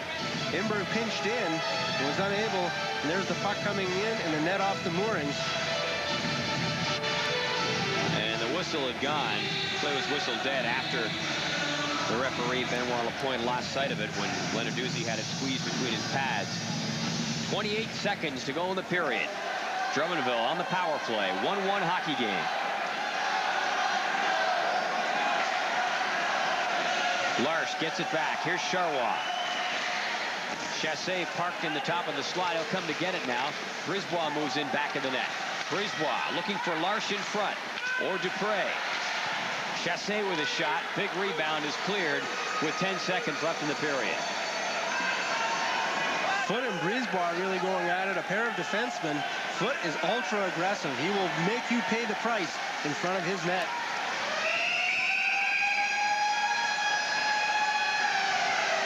And Foote with a little bit of bumping after the whistle with Yannick Dupre.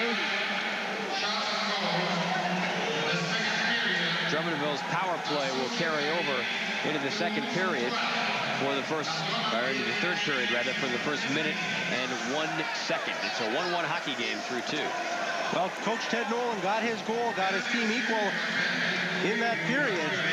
But again, on both sides, a lot of undisciplined play, not a lot of flow. And I'm sure that the Sioux Greyhounds will want to come out in the third and turn up the tempo of this hockey game a little bit. Second intermission coming up with a preview. Here's Gord Miller. Moment coming up. Intermission, we'll go back to our TSN Control Center for a sports update, and Bob McKenzie spends some time talking about Eric Lindros in his edition of the Notebook. Sault Ste. Marie has tied it up at 1 through 2 here at the Memorial Cup 1991 in Quebec City. We'll be back with our second intermission in a moment.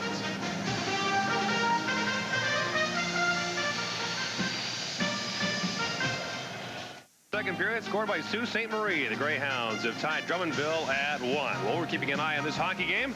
The gang at TSN is keeping an eye on the rest of the world of sports. Let's go to our TSN Control Center.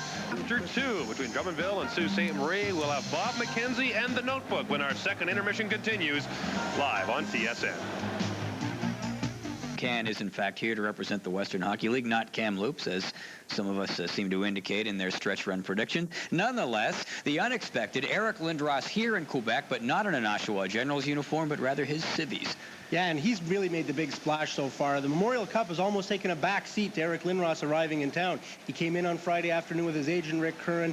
There were obviously a lot of media following them around, trying to watch every move, scrutinize the young man. He was at a cocktail party where he was the center of much attention on Friday night. And then the media got their first real crack at him this morning, and according to all reports, handled himself extremely well. Came across as very charming, very nice. Of course, he didn't really say anything in terms of concrete as to what his intentions are after the NHL entry draft, but nevertheless, the whole city seems to be taken with him. The question remains, will he be taken with the city? How realistic a shot do the Quebec Nordiques have at signing him? Depends on who you talk to. I know over at the World Championship, Quebec management speaking as though it's going to happen for sure. He'll be here next year. Then you read in the papers, many people saying, not a chance. Well, I'm very good friends with his agent, Rick Curran. However, friendship is one thing and professional business is another, and he doesn't really let me in on exactly what their plans are. I really think it's a dollars and cents issue, that Eric Lindros is very much a child of the 90s, if you will, and the way that hockey has gone has really become a big business in the National Hockey League. We're going to see that this summer with collective bargaining negotiation.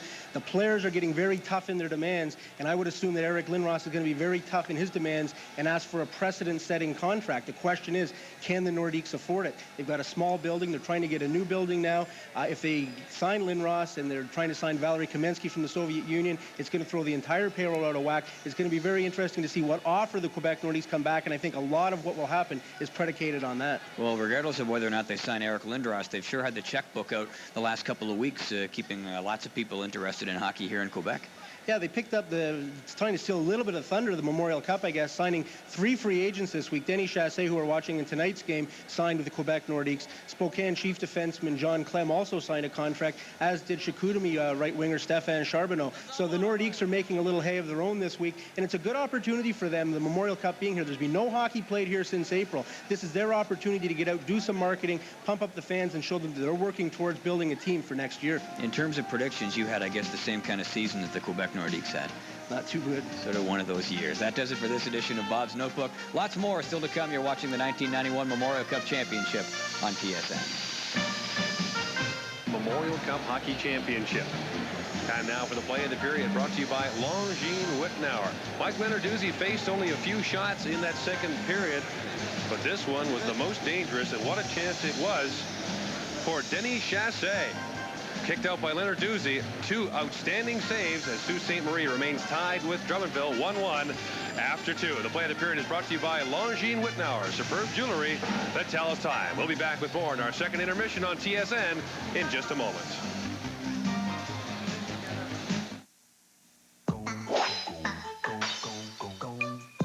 Honda, the official equipment supplier to the CHL and a proud co-sponsor of the Memorial Cup. And by Shell, maker of the performance gasoline, Formula Shell. Only one goal in the second period was scored by the Sault Ste. Marie Greyhounds. 1:54 into the period. Tony Yob gets the puck at the side of the net as Colin Miller flipped it in. Yob on the wraparound scores his first of the tournament. And it was a big one as Sault Ste. Marie evened the game at 1. And that's our score after 2 periods of play. Yob with the only goal of that period. And Brad Tiley gets the only assist as Sault Ste. Marie outshot Drummondville, or was outshot by Drummondville 15-12 in that period. Now for more on the third period, let's go upstairs to Paul Romanek and Bob McKenzie. And Ted Nolan and company will start off this third period, playing a man short for the first minute. Tony Yob is in the penalty box. Well, John Hamel would love his team to cash in on this power play. Right now they're 0 for 4. If they can't score here, they're going to make it 0 for 5, which is what the Sioux Greyhounds are tonight. And either team could have put the other one away with any kind of power play action at all.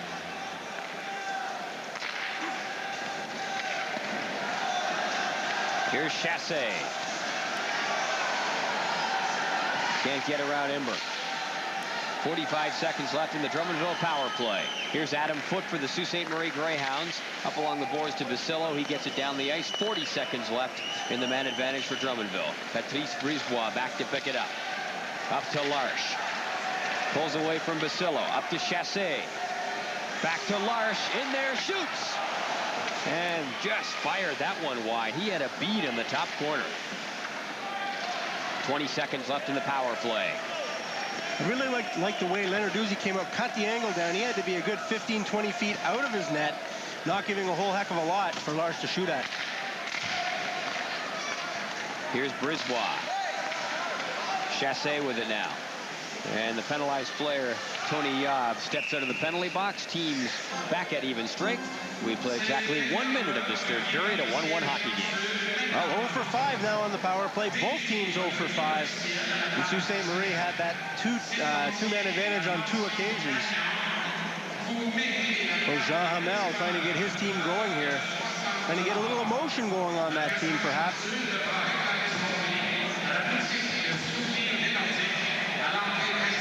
And did I hear anyone mention overtime? 19 minutes to go. We'll save that one for a little while, Paul. Well, I figure I put the hex on both teams now. It'll open up a little bit and we'll have some offense. Both teams playing it very conservatively so far in the game. Here comes Yob. Drops it back for Miller. He is tied up. Zips it right through the slot. Nobody home for Sault Ste. Marie. Drummondville coming back. Plot. In over the blue line. Jutras up there with him. Corbett's there too. But back to break it up. Rick Kowalski. Up to Yob. He comes in. Miller trailing. Here's Yob. Pulled away by Corbett. Back now for Drummondville. Corbett still gets it across. Pass a little bit too far for Plot. Picks it up in the corner now. Plot centers it in front. Corbett with a chance. Can't get the shot on goal. Desjardins moves up. Snaps it from the sharp angle, but can't find the target. Legault keeps the pressure on. Dumps it around back of the net.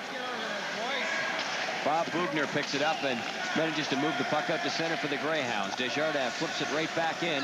Both teams making changes in the go. It's Drummondville's second line with Rene Corbett, Eric Plante, and Claude Jutras. It seems to be generating the chances for Drummondville. Here comes Reed. Shoots. Gagnon the save and the rebound scooped up. Here comes Paquette.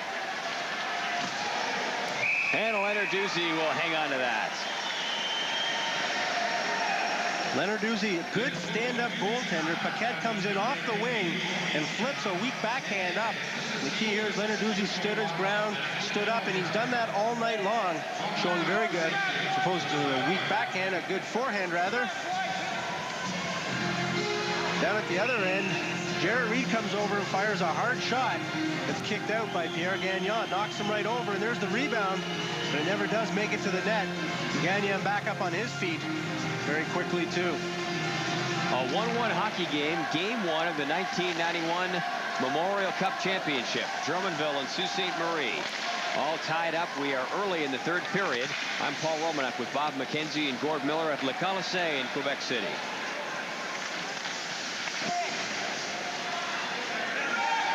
David Matzos, number 11. Bumping with a number 11, Niki Lehu. Where's it start hitting? Dandino can't get it out. Legault back to pick it up. Up around the boards, LaPerriere couldn't knock down the pass. Matzos moves it ahead. Here's Lambert. Tried to sneak it through one goal, knocked down by LaPerriere. Imber clears it back in for the Greyhounds. Trying to apply a bit of pressure right in front of the net. Lambert couldn't slam home the pass. Back come the Voltigeurs. Desjardins drops it back. LaPerriere with a shot just high and wide. Lambert back for Sault Ste. Marie. Comes in with Reed. Reed cutting in for the net. Drops it back in front for Lambert, but he was tied up. Lambert back in the net. Couldn't dig it loose. Here's Paquette. Long shot. Lenarduzzi bats that away. Kiley slips the check. Up to Dukoff. And play is called.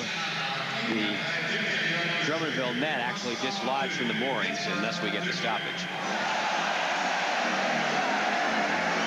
You know, there are a lot of high-level discussions going on in this Memorial Cup. In our second intermission, we caught Paul Romanek talking to Jacques Demers. And, Paul, I don't know what you guys were talking about, but my guess would be that Jacques did most of the talking. Talking about a good place to eat afterwards, actually, is what we're talking about. Jacques doing radio color commentary for the Quebec Nordiques. And probably angling for a job back in the National Hockey League. Every time a job comes open as a coach or a general manager, a name that always pops up, Jacques Demers. Well, I mentioned the Ottawa job, and he just kind of gave that non-committal smile. Dukoff moving up, back for Basillo, powers one right on, and Gagnon will hold on. Joe Basillo, one of the heroes from the last series against the Oshawa Generals, a former Oshawa General appearing in his second consecutive Memorial Cup. If you remember back to the games we had at Hamilton last year, you may remember Joe Basillo as a very effective member of a line with Dale Craigwell and Corey Vanica. In fact, it was that line that scored in a double overtime game against the Kitchener Rangers in the round-robin portion. Provided some great excitement. He's really been an inspiration and leader with this Sault Ste. Marie Greyhound team. Joe Basillo voted the hardest worker in the Ontario Hockey League coaches poll. Here's Chassé. Looking for Larsh, who was moving up with him. Couldn't get it to him. Dukoff leaves it there. Dukoff working it in, just tic-tac-toe passing. Dukoff after it in the corner. Trying to get it in front. Basillo was up there with him.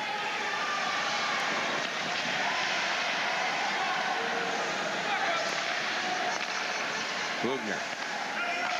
Charrois. Dumping it back in. Tiley knocks it down. Intranuvo shoots that one, and it's tipped way up over the glass and out of play. Be sure to listen up to the conclusion of tonight's game for the TSN Turning Point. Brought to you tonight by Armor All. Job trying to get a penalty and talking to the referee, but just good defensive work by Lehu.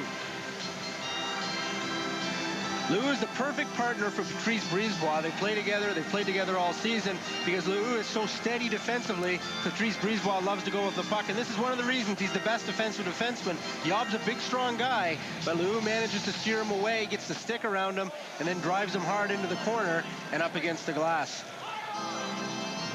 Gave him a little bit of a pick-me-up. He played really well in the Quebec Major Junior Hockey League, Ontario Hockey League All-Star Challenge. He was a key member of the Quebec defense in that game.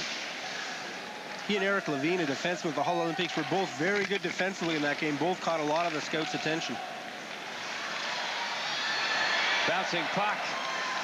And Gagnon decides to settle things down and hang on. Denny Lambert a little frustrated. The puck was bouncing on him just right out by the hash marks, and he couldn't get a grip on it. Lambert tries to pick up this loose puck, spins around, gets the shot away, but didn't get a lot on it. Gagnon just reaches out and picks it up. Denny Lambert was all over Stéphane Desjardins, the defenseman number 23. Desjardins just couldn't handle the big guy Lambert. Gagnon alertly comes out, puts his glove over top, and causes a stoppage in play.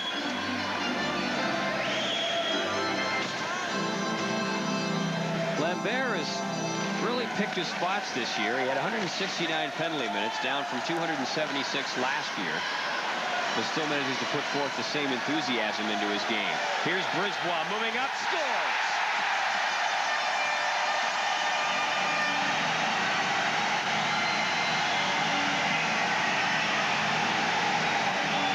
Patrice Brisebois makes it 2-1 Drummondville. The Sault Ste. Marie defense guilty of backing in on top of the goaltender, and then Lenarduzzi allowed the shot. Not a particularly hard shot to go between his legs, but Brisebois basically goes coast to coast here. You watch Gowdy, number 7, backing up, coming in. They don't force the play. Kiley backs right in, and you'll see the puck go between Lenarduzzi's legs. A good job by the other Drummondville forward, number 77, I believe, Whittam, or Paquette rather. Paquette goes to the net, tying up Kiley. Gowdy had backed in, and Brisebois with a hard shot between Lenarduzzi's legs makes it 2-1 for Drummondville. Patrice Brisebois playing in his 3rd consecutive Memorial Cup. Made the trip the first 2 times with Laval. This year with Drummondville, he's played the entire season with them. He's got 2 gold medals from 2 World Junior Championships as well. He knows what it takes to win. Ian Laperriere picks up the only assist on Brisebois' goal. Greyhounds right back in off the faceoff. Joe Basillo crashing his way into Pierre Gagnon, and Gagnon will hang on to it. That's what Basillo does best. He went hard to the net. Teddy Nolan would have loved to have seen a rebound come out there. He tries to fire up his team, get them playing with some intensity. Basillo did a good job of going to the net, got a backhand up high on Gagnon. And I almost thought for a moment that he was going to carry Gagnon right into the net with the puck before the whistle went. You see the loose puck right there. Gagnon managed to get it into his glove and cover up. Brisebois picks up the goal. Laperriere the assist at 5:38. 2-1 Drummondville on top. Patrice Brisebois can be an adventure sometimes defensively, but offensively there's no question he's got the gift.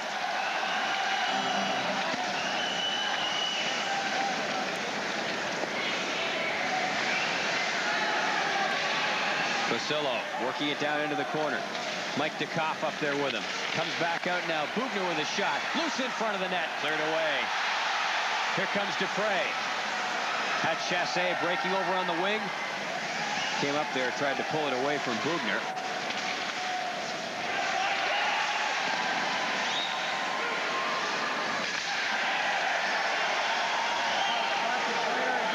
Mark Mateer.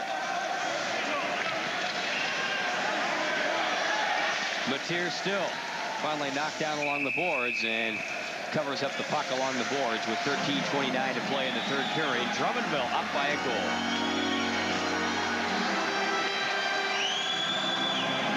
Our coverage of the 1991 Memorial Cup continues tomorrow night at 7 o'clock Eastern as Chicoutimi takes on Sault Ste. Marie, and all eyes in Quebec City on Chicoutimi, felt by many to be Quebec's best chance to win its first Memorial Cup in 20 years. Chicoutimi won the 1991 Quebec Major Junior Hockey League title. Drummondville played them in the final, and Drummondville was swept in 4 straight.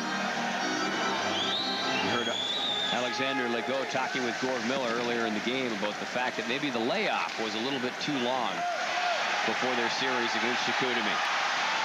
Corbett battling his way in back of the goal. Gets it in front, but Lenarduzzi will just grab it and hang on to it. And Paul, in fairness to the Drummondville Voltigeurs, there was a couple of one-goal games in there, and also Felix Potvin, the Toronto Maple Leaf draft pick, played so outstanding in net for Chicoutimi. The series maybe was a little closer than would lead you to believe when you see a 4-0 score. Well, that layoff may have been a little long, according to Legault, but I'll tell you, their layoff between this game and tomorrow's won't be that long. They're right into it tomorrow afternoon against the Western Hockey League champions Spokane Chiefs, a team many feel is the team to beat at this tournament. Well, when you're the host team, you draw the bad schedule, and as it should be, you're the 4th seed coming in. You're only here as a format quirk as opposed to really earning it. So you get the bad schedule. Foot. Up off the boards. Desjardins clearing it back in. Rene Corbett just about took off the head of Matsos, the blue line, away from the play. Some fans hollering for a penalty, others cheering at the aggressive nature of the Drummondville team. Jutras given a bump along the boards by Matsos. A little payback. Plante back to the net. Jutras scores!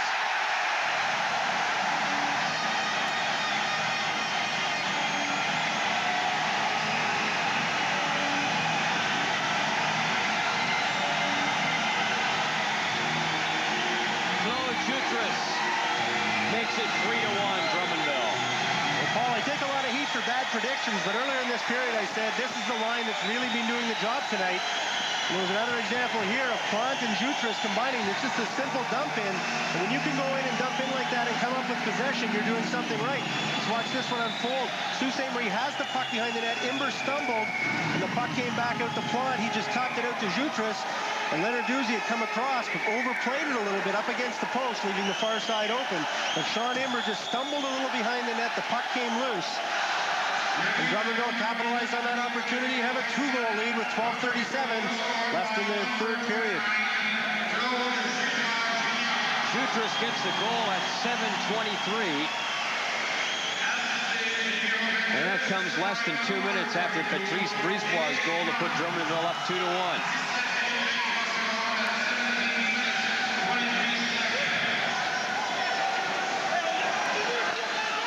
Bob Bugner clears it in.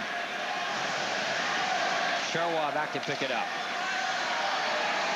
Paquette out at center. Tiley just up to the line, but no further. Denemy comes in, picking his way through to the corner. In around back of the net, Miller looking for it. He's got Yob in front, and Denemy. Here's Tiley. LaPerriere back now for Drummondville. Paquette right in front, scores!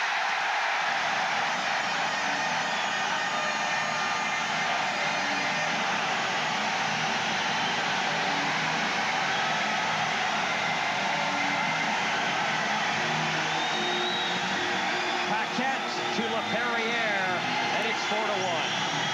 Ian LaPerriere just waltzed around the Sault Ste. Marie defense and again beat Lenarduzzi between the legs.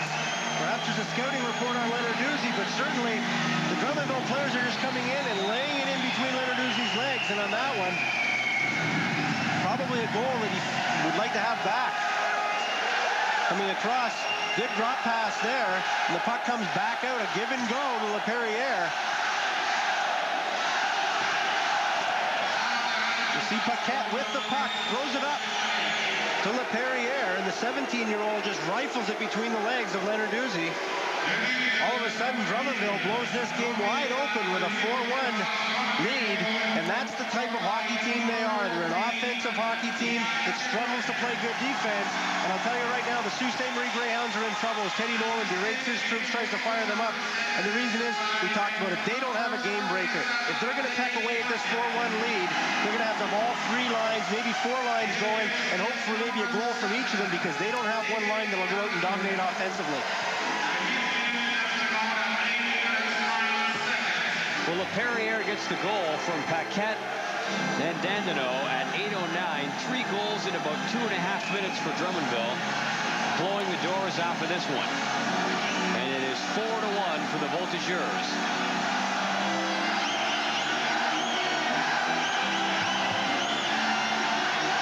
And Sault Ste. Marie, not a team that is going to barnstorm you with offense. So they are in tough.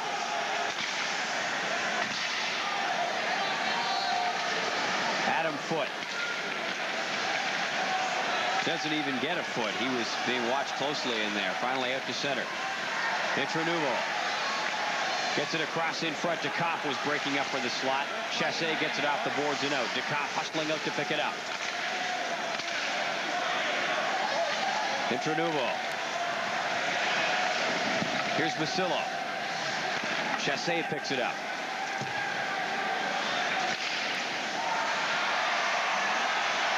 Here comes Larsh, trying to beat Foote.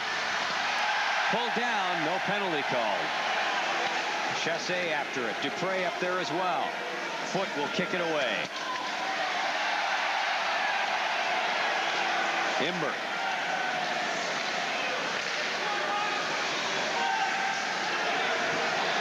Internuvo stopped at the line. Lars just swept it away from him.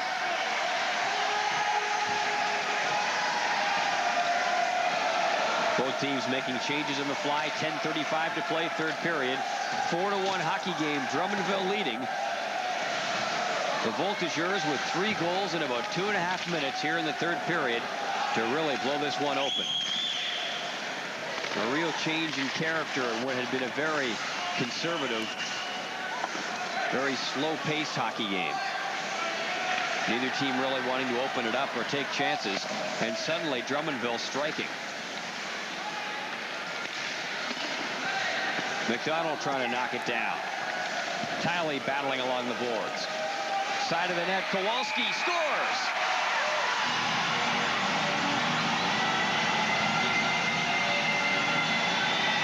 Rick Kowalski jams it in.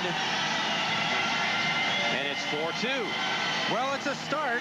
The more than 100 fans who have made the trek from Sault Ste. Marie have something to cheer about finally. Good corner work here. The puck is flipped around behind the net. Kowalski comes around with a wraparound, and we've seen a few of those tonight. The puck passed over to him by number 17, Tom McDonald. And the fourth line does the job for the Sault Ste. Marie Greyhounds. Tom McDonald, good corner work. Colin Miller throws the puck in the corner. McDonald dug it out, threw it around to Kowalski, and a guy who's done a good job tonight of penalty killing chips in with some offense. And now the Sault Ste. Marie Greyhounds need their next line that's out there. Colin Miller with Tony Yob and Jason Denemy to try and come back and get another one. Plenty of time, 9:59 left. And I think the na-na-na-na, hey-hey chant that was started a few moments ago might have been a little premature. We'll see. McDonald and Tiley pick up the assists on Kowalski's goal at 10:01. Both Sault Ste. Marie goals have been scored on wraparounds. So you were talking about Drummondville maybe having the book on Leonard Doozy, trying to beat him through the legs. Maybe the book on Gagnon is to beat him on the wraparound. Here's Miller. Up there with Denemy, but he can't even get it towards the slot. Legault. Back for Drummondville. Comes in, LaPerriere trailing. Paquette is up there on the play as well. And they'll tie it up in behind Mike Lenarduzzi.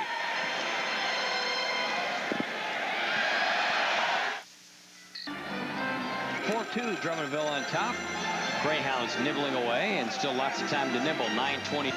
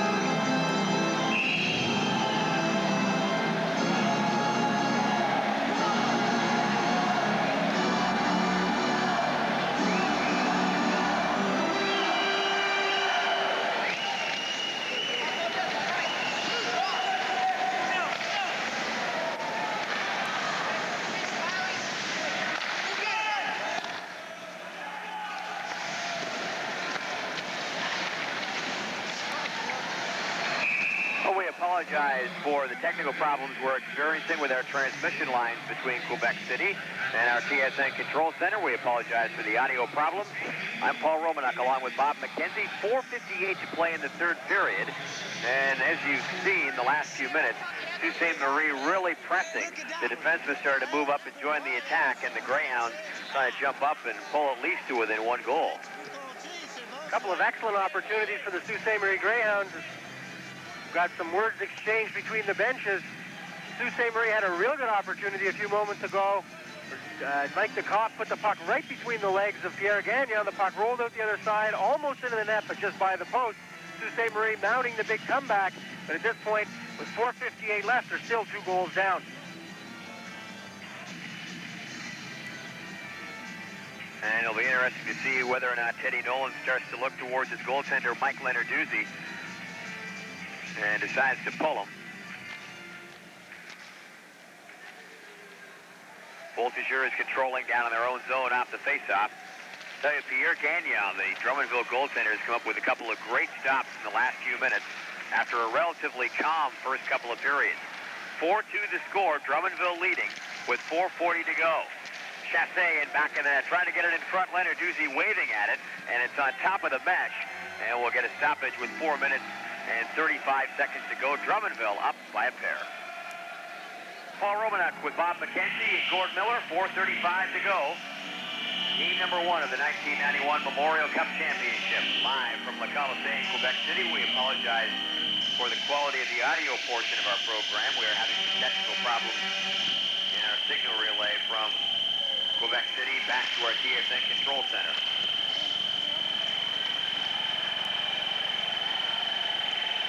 Reed giving a bump along the boards. Here's Chassé.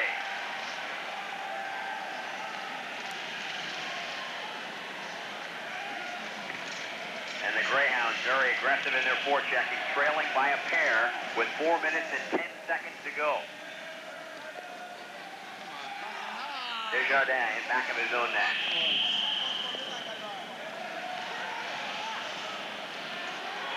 Desjardins still. Tony Yob up there to watch it, number 77. Chassé out to Lark. She'll kick it into gear.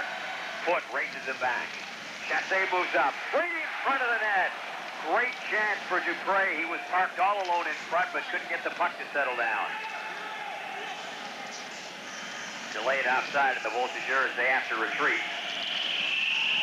And offside is called. Chassé didn't get out. Sault Ste. Marie defense having all sorts of problems in front of the net. Sean Imber was nowhere to be found. Neither was his mate. Drummondville had 3 men all alone in front of the Sault Ste. Marie net, but were unable to control the puck. They've obviously got to be taking chances offensively, but at the same time, they can't completely abandon themselves defensively.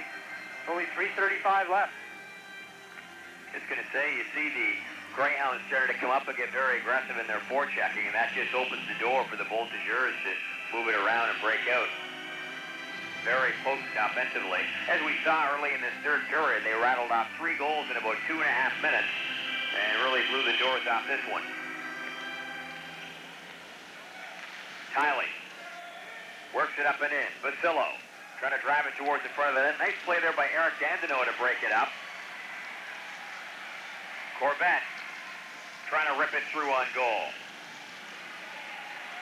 Dandino up off the boards. Bugner picks it up. Bugner comes in. Basillo going for the front of the net. So's DeCoff. Gets it right in front. And Gagnon will grab it and hang on. Gagnon has just come up really big every time they've needed him tonight. See here, the Sioux really coming hard. Bugner moves up from the point, and that's exactly what they have to do is challenge and pinch in, create some offensive opportunities. Puck comes out in front. Puck is loose, but on both occasions, Pierre Gagnon, a good work by Bugner. The captain takes matters into his own hands, races around the defense, throws it out in front. Unfortunately for the Greyhounds, number 21, Joe Basillo, number 19, Mike DeCoff, could not get their stick on the puck. 3 minutes and 9 seconds to go. Drummondville leading by a score of 4-2, but the Greyhounds are pressing. Wade Whitten up on the faceoff. And Whitten had a great rush earlier in this period, forging his way down along the wing and creating a good scoring chance down in front of Pierre Gagnon. a rugby scrum off the face-off. And play is called. Referee losing sight of it, so we get another stoppage with 3:03 to go. Drummondville in action tomorrow. Tomorrow afternoon, as a matter of fact, they will play the Spokane Chiefs. And then tomorrow night, the Sault Ste. Marie Greyhounds back in action against the Quebec Major Junior Hockey League champion Chicoutimi Saguenay. And you can see that game live here on TSN starting at 7 o'clock Eastern Time tomorrow night. Kiley with a shot. That's blockered away by Gagnon. Adam Foote. Couldn't connect with Witt. Foote again. Brisebois hustling over to pick it up. Pokes it up ahead, trying to get it out. Prue couldn't knock it down. Greyhounds set up. Lots of traffic down in front. Kiley's moved in from the point. Only one defenseman back. But the Voltigeurs is able to clear it out off the glass. 2.5 minutes to play. And Kowalski back there to tag it up, and icing called on Drummondville. Well, the Quebec League's record in Memorial Cup play for the last many years has been pretty woeful. In fact, it's been since 1986. Hello, everyone. I'm Gord Miller at the 1991 Memorial Cup. We apologize for the loss of audio. We're having technical difficulties here at Le Colisée. We can tell you, though, that the Drummondville Voltigeurs lead 4-2 late in the third period of play here. Drummondville has scored 3 times in the third period. Sault Ste. Marie has come back with 1. But the Greyhounds trail by 2 with 2:25 remaining. They have the puck in the Drummondville zone. Number 88, Colin Miller, is in to take the draw for the Sault Ste. Marie Greyhounds. As soon as we can get our technical difficulties sorted out, we'll get you back to Paul Romanuk and Bob McKenzie upstairs. Meantime, stay tuned for what's been a very entertaining hockey game so far. One that Drummondville has perhaps surprised some people in. Here's Adam Foote at the blue line. His shot gloved neatly by Pierre Gagnon and puts it behind the net to Martin Cherois. Cherois now playing very cautiously, clears it out. Foote picks it up, waits for his mates to get onside. Can't clear it back in. Offside is the call against the Sault Ste. Marie Greyhounds, who have had their opportunities on Pierre Gagnon in this hockey game, but have been unable to capitalize. The Greyhounds had a pair of 2-man advantages in the first period, but could not score. The game was tied at 1 after 2, but Drummondville has really opened it up here in the third period, of something a lot of people didn't think they could do, as they've been a very defensive-minded team this season. But they've done it so far, and Drummondville was, well, perhaps an upset in the opening game of the 1991 Memorial Cup. Sault Ste. Marie will play again tomorrow, a game against Chicoutimi that we'll show you starting at 7 o'clock Eastern Time here on TSN. Miller back in for the draw, tries to get it to Yob, but Drummondville once again comes away with it. Picked up there by Martin Cherois. Cherois now clears it in. Looking forward is Roger Larch. Larch in the corner now, can't control it. It's picked up by Sault Ste. Marie. Long lead pass is too far. Icing is the call against the Sault Ste. Marie Greyhounds. You're watching the 1991 Memorial Cup live on TSN. Our next game on TSN comes your way tomorrow night at 7 o'clock Eastern Time. Chicoutimi takes on Sault Ste. Marie as the 1991 Memorial Cup continues here on TSN. I'm Gord Miller along with Paul Romanuk and Bob McKenzie. Unfortunately, we're having technical difficulties from Le Colisée. You can't hear Paul and Bob right now. As soon as we get those rectified, we'll go back upstairs to them. But right now, pull up a chair and check out the last couple of minutes of action as Sault Ste. Marie trails this game 4-2 in the third period. Puck in the Sault Ste. Marie zone, and the draw is won by Drummondville. Puck intercepted by the Sioux now. Coming up with it is Mike Dekoff. Dekoff across the line is checked off the puck, and it's taken there by René Corbett. Corbett's had a strong game for the Drummondville Voltigeurs. He has the puck taken away by Busillo. Joe Busillo, a former Oshawa general, in the corner now. He can't control it. It's picked up in the corner, and taking a big hit there is Colin Miller. Miller now centers in front. Nobody there. Loose puck. And finally, Drummondville clears the zone. Icing is waved off as Adam Foote goes back to get it. Adam Foote now has to circle. Aggressive forechecking here by Drummondville. That was Claude Jutras. He's got one of the goals in the hockey game.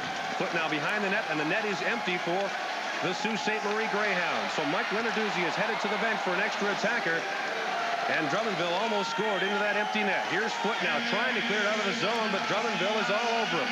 Foote now has to retreat back to his own zone. Dangerous pass right in front of his own goal. It's taken there by Brad Tiley. Tiley in the corner now, looking to get it ahead. Pass for Yob is too far, and the puck goes all the way down to Pierre Gagnon. Gagnon steers it to his teammate. Now intercepted there by Dekoff, but Dekoff can't get the shot away. Now here's Internuvo. Back to the point to Bugner. His soft shot deflects wide. Busillo at the side of the net. Busillo looking in front. Interdumo couldn't get a stick on it. Bugner now at the backhand. Had a big save there. They hit the goalpost right in front. Busillo hit the goalpost. Had a chance to pull his team within one. The Sault Ste. Marie net is empty. Drummondville tries to clear it, but they can't get it out. Here's Busillo at the blue line now. Soft pass right in front, and it's fired right through the crease. And Pierre Gagnon hangs on to make a save as Sault Ste. Marie threatens here late in the hockey game as pushing and shoving breaks out next to Pierre Gagnon. This has been a rough contest throughout. It's been very chippy with a lot of pushing and shoving after the whistle, and now there's a lot of it. DeKoff throws his man to the ice. And now I think we'll see some penalties. Mike DeKoff threw Claude Jutras down to the ice. DeKoff, number 19, still jawing. Now he's talking to Yannick Dupre, and Bob Bugner, the captain of the Sault Ste. Marie Greyhounds, also getting into it. Drummondville, the most penalized team this year in the Quebec Major League. 2,300 minutes in penalties. They average about 33 minutes a game. You take a look at Mike DeKoff and Bob Bugner trying to restore some order here. And Bugner may be headed off with very little time left here in the third period of play. Sault Ste. Marie has never led in this hockey game. Drummondville took a 1-0 lead after one. Sault Ste. Marie tied it up in the second. As close as they get as Drummondville, coached by Jean Hamel, really pulled away.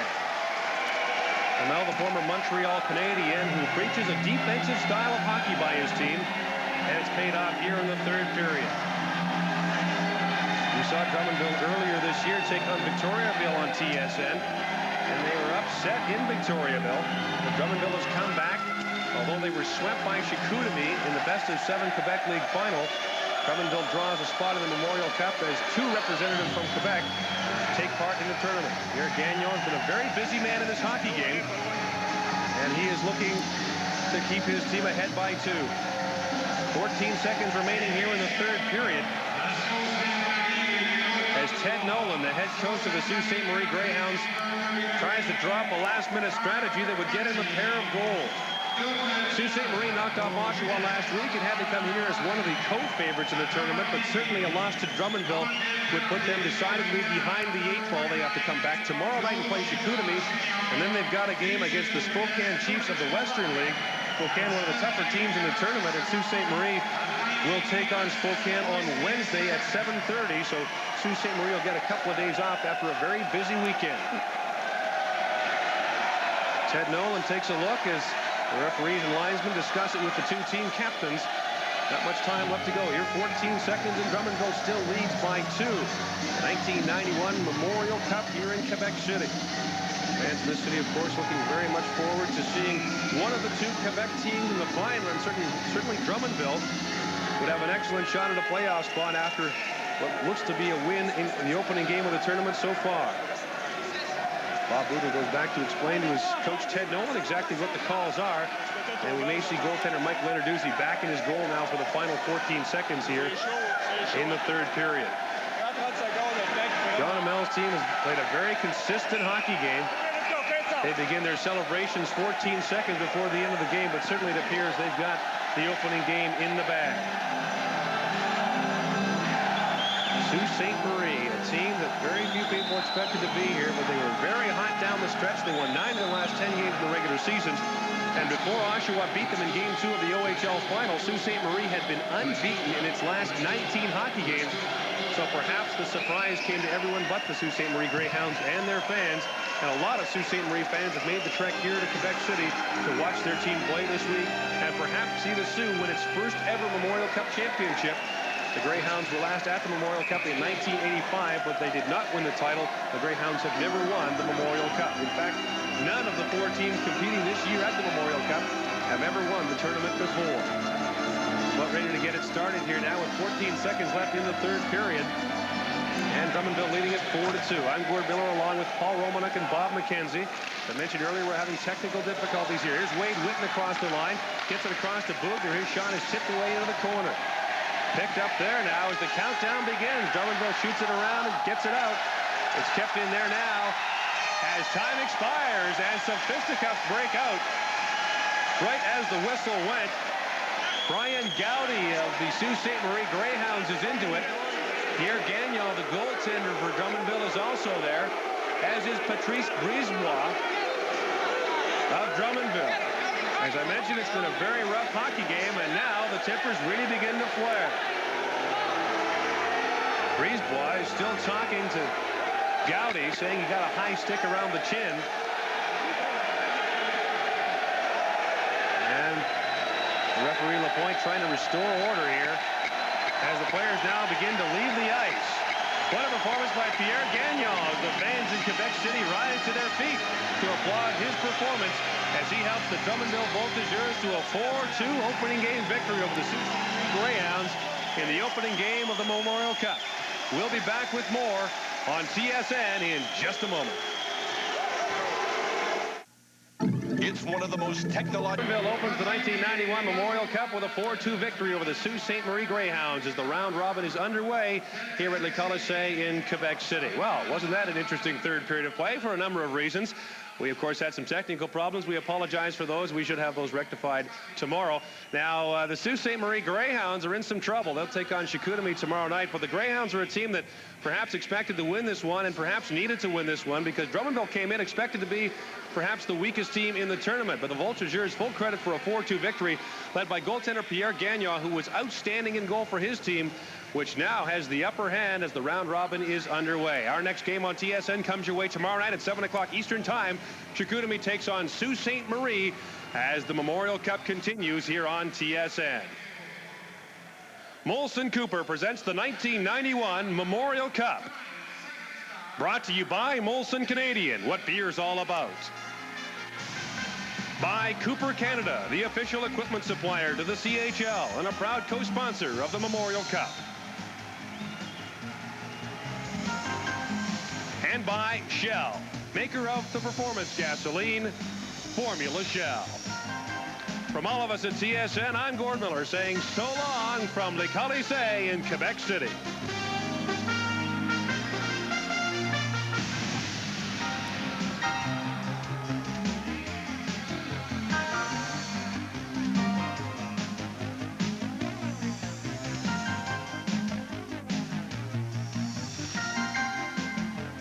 Spiced them up. All right.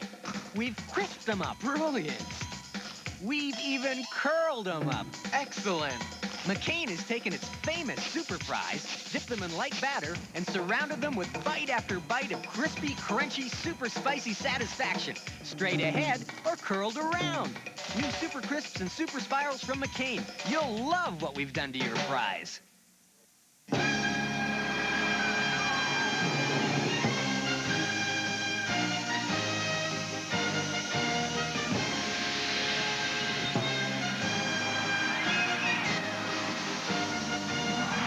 Labatt Expos Baseball on TSN. Brought to you by Labatt's Blue. Now you're laughing. And by Petro-Canada dealers and agents committed to Canadians.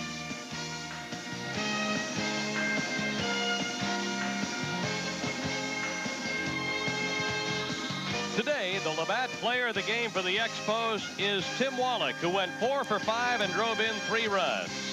The Labatt player of the game for the Padres, Scott Coolbaugh, who drove in 3 of their runs. A cash donation will be made to the Canadian Special Olympics on behalf of Tim and Scott and Weed Eater and Cannon. All members of the Expos pitching staff receive a selection of gifts from Ford of Canada, where quality is more than a commitment. Quality is job one. And the Industrial Tool Division of Black & Decker. No company builds better power tools for the professional than Black & Decker. The next Blue Jays telecast on TSN comes your way on Monday. Kansas City at Toronto, 7:30.